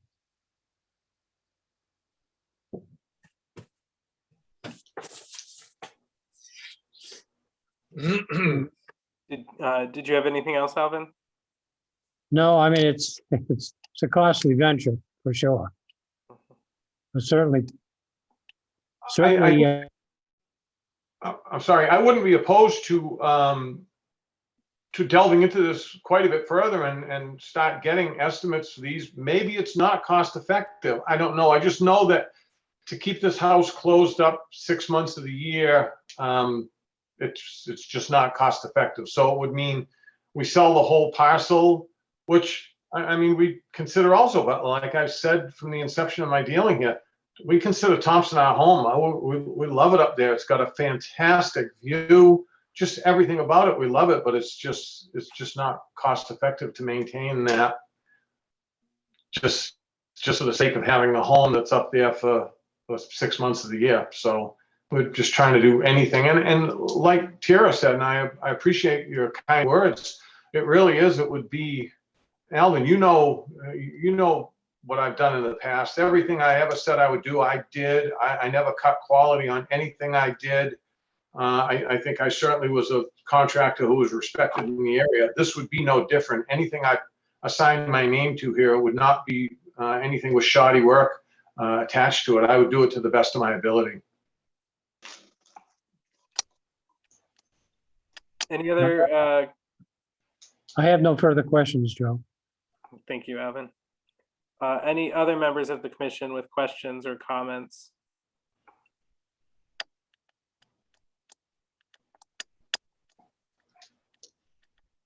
Okay. Mr. Chairman? Yes, Mr. Poplawski. I mean, the shed driveway, you know, definitely is intriguing. So, Fran, what's your intentions on the maintenance and upkeep if you're, you're gone 6 months of the year? Is it a shared cost between those lots? Yeah, it would be, and I've done only some very, very entry discussions with management companies about doing it. It seems to be easily doable, and it doesn't seem like it would be a very high cost to do it, because in effect, it would just be, when I did this driveway, I have 8 catch basins up and down. I have 2,500 feet of 12 or 15-inch concrete pipe under the ground. I didn't do it in anticipation of anything like this. I only did it because I knew that being on the side of a hill, I didn't want there to be water problems that came up down the road after we were in a, high-end house with all of the road work and the paving and everything done. So I did it as a precautionary. So I have talked to management companies, and if it's just snow removal or something like that, again, it wouldn't be a big cost. And I know when you talk HOA in northeastern Connecticut, people run and hide.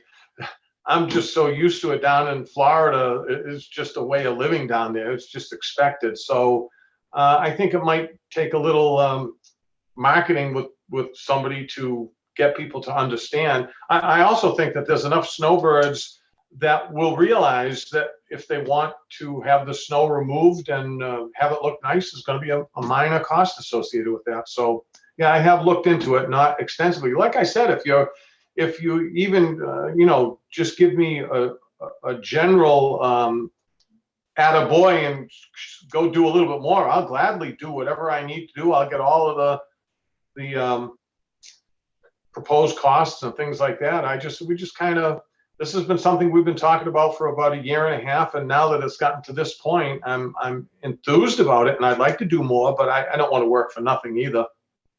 Yeah.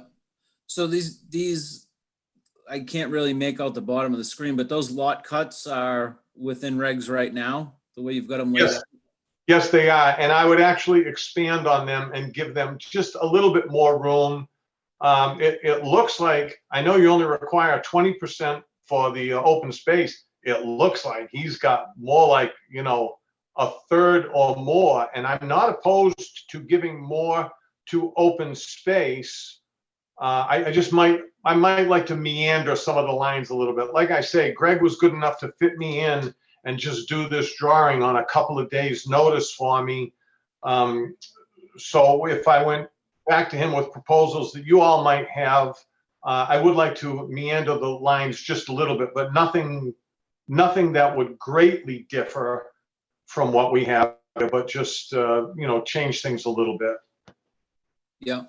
I think Alvin brings up a good point, that trench route for that power, you're looking at multiple transformers and, 3-inch conduit alone is up to $5 a foot as of right now. So it is costly to get that up there.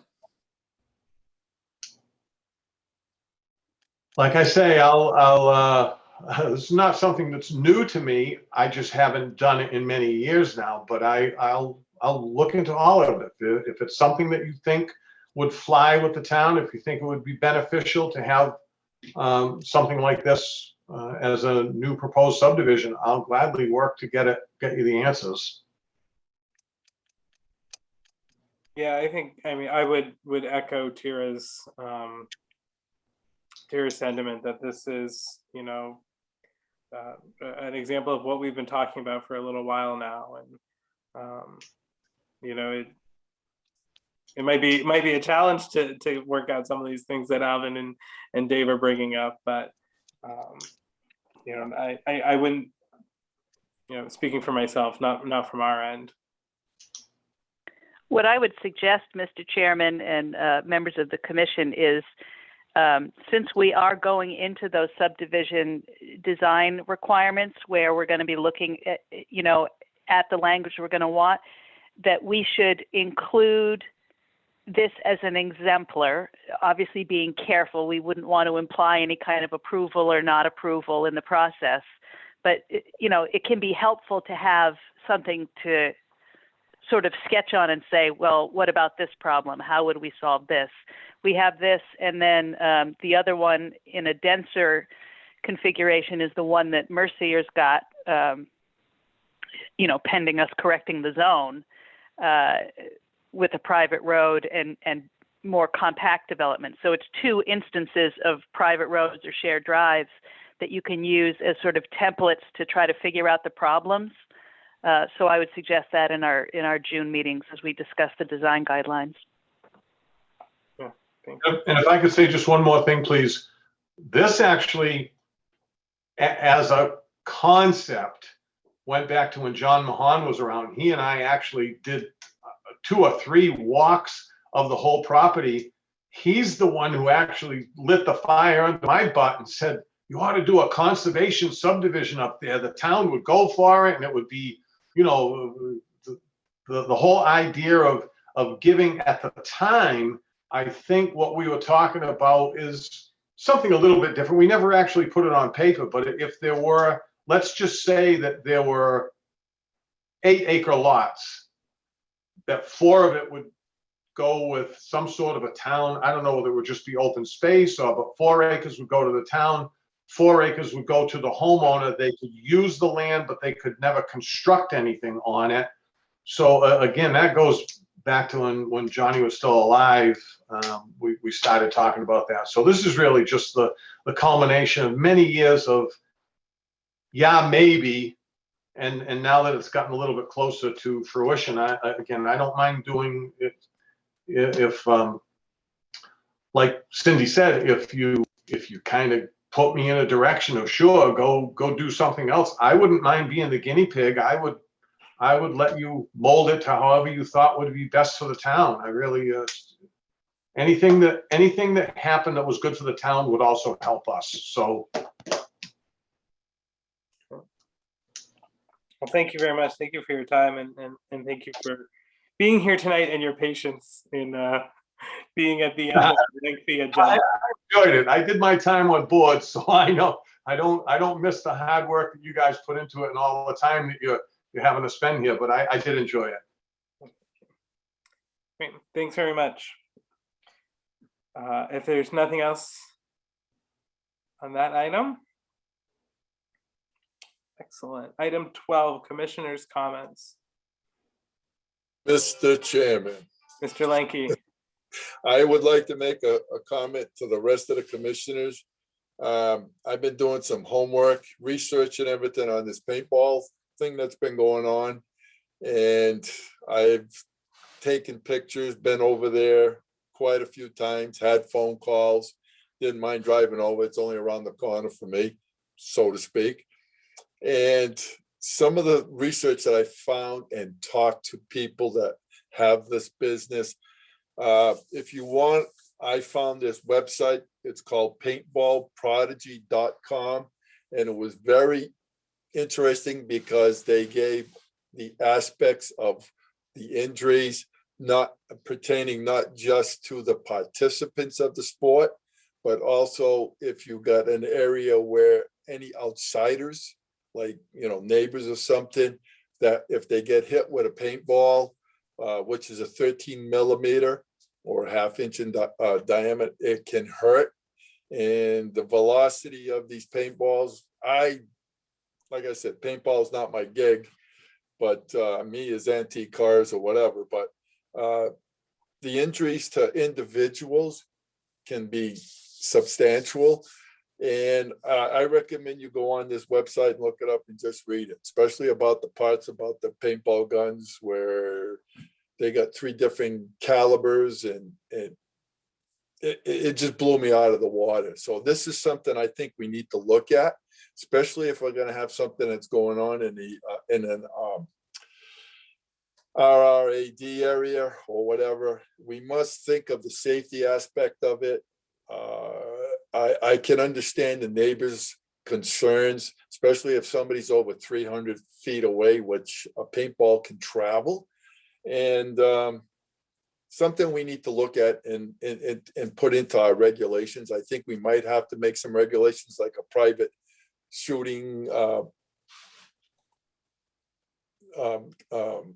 gun area or everything for somebody, but when you got 10, 12, 14, 16 people playing this thing and I drove up Paxton Road up at least 1,500 feet and I could still hear them screaming and yelling and all this other stuff. And then I sat across the street, sat right next to the place. It is a little out of hand. So we need to figure out what we need to do to help the neighbors and everything, especially in a residential area. Thank you. Thank you, Mr. Lanky. Mr. Chairman, Chairman, I like to make go ahead, Mr. Alvin. Krogel and then Mr. Hill. No, Alvin can go. Okay, Mr. Hill. Well, first off, paintball is not a family hobby. It is a running business, period. It's not like a private shooting range. You need several people to play this game. It is a clear business, and it should be treated as such with all the restrictions. That's enough. Thank you. Thank you, Mr. Hill. Mr. Krogel. I was just wondering if there may be an update on Madison Avenue of what can be done up there. Because again, people are in violation of things. What violations on Madison Avenue? You have people residing in houses without occupancy permits. I've only signed 3, that's it. Correct, but there's more people living up Well, there. then you have to go up to the building office and deal with them with it. Okay. That doesn't have anything to do with that, because that's, okay. There is this, yeah, I'll have to look it up also as to why they're signing off on them. So that's just the wording on the road, but I don't have it in my head right now, Mike. I'm sorry. Not a problem. I just, Okay. thank you. Thank you, Mr. Krogel. Anyone else? I just have a question of Tara. Tara, I didn't disarm the alarm system, so when I leave, I don't have to do anything with it, right? No, I'm pretty sure that you have to set it. I have to set the alarm. Okay. Okay. You'll I'm trying to find read out. these instructions and it's not clear. Okay. All right. And then I would just add, I would like to, echo what Tira said about Carolyn Werge and, how truly saddened we all were to hear about that, how much she will be missed, not just for her work, but her collaborative spirit in doing that work. And, knowing her family and having taught 3 of her grandchildren, just a remarkable woman and will be truly missed. And so thank you to all of you. Item 13, next meeting. We are doing this again, sort of, a different version. We will meet Wednesday night, 7 p.m. for, that is a subdivision regulation meeting, is that right? Yes. It is, and it will be no longer than 2 hours. I guarantee it. We are going to start with section 3, and we're going to go until we hit 2 hours. I would like to get through 8 pages. Last time we did 4 pages in 2 hours. So let's try to be focused and awesome. And then our next regular meeting, June 28th, 2021 at 7 p.m. Location of that, I think, to be determined. Excuse me? Yes. Hi, it's your Payne, Bonnie Robbins again. I just wanted to know if you could scratch my last comment, as it would tell people I'm not home. Oh, so, Gloria, can you, Actually, I'm gonna be gone a different week. Tell them that. Gloria, you and I can connect about that, Gloria, okay? But yes, no, certainly your concern is noted, Ms. Robbins. I'm sorry. I should have never said that. I'm on the emotional side here, so I do apologize. No worries. We can get to the intent without sharing that personally. Yeah, just connect with me so I know it's done, please. Of Thank course. you. Thank you very much. Okay. Item 14. You got it. You got it, Mr. Mr. Chair. Lanky moves.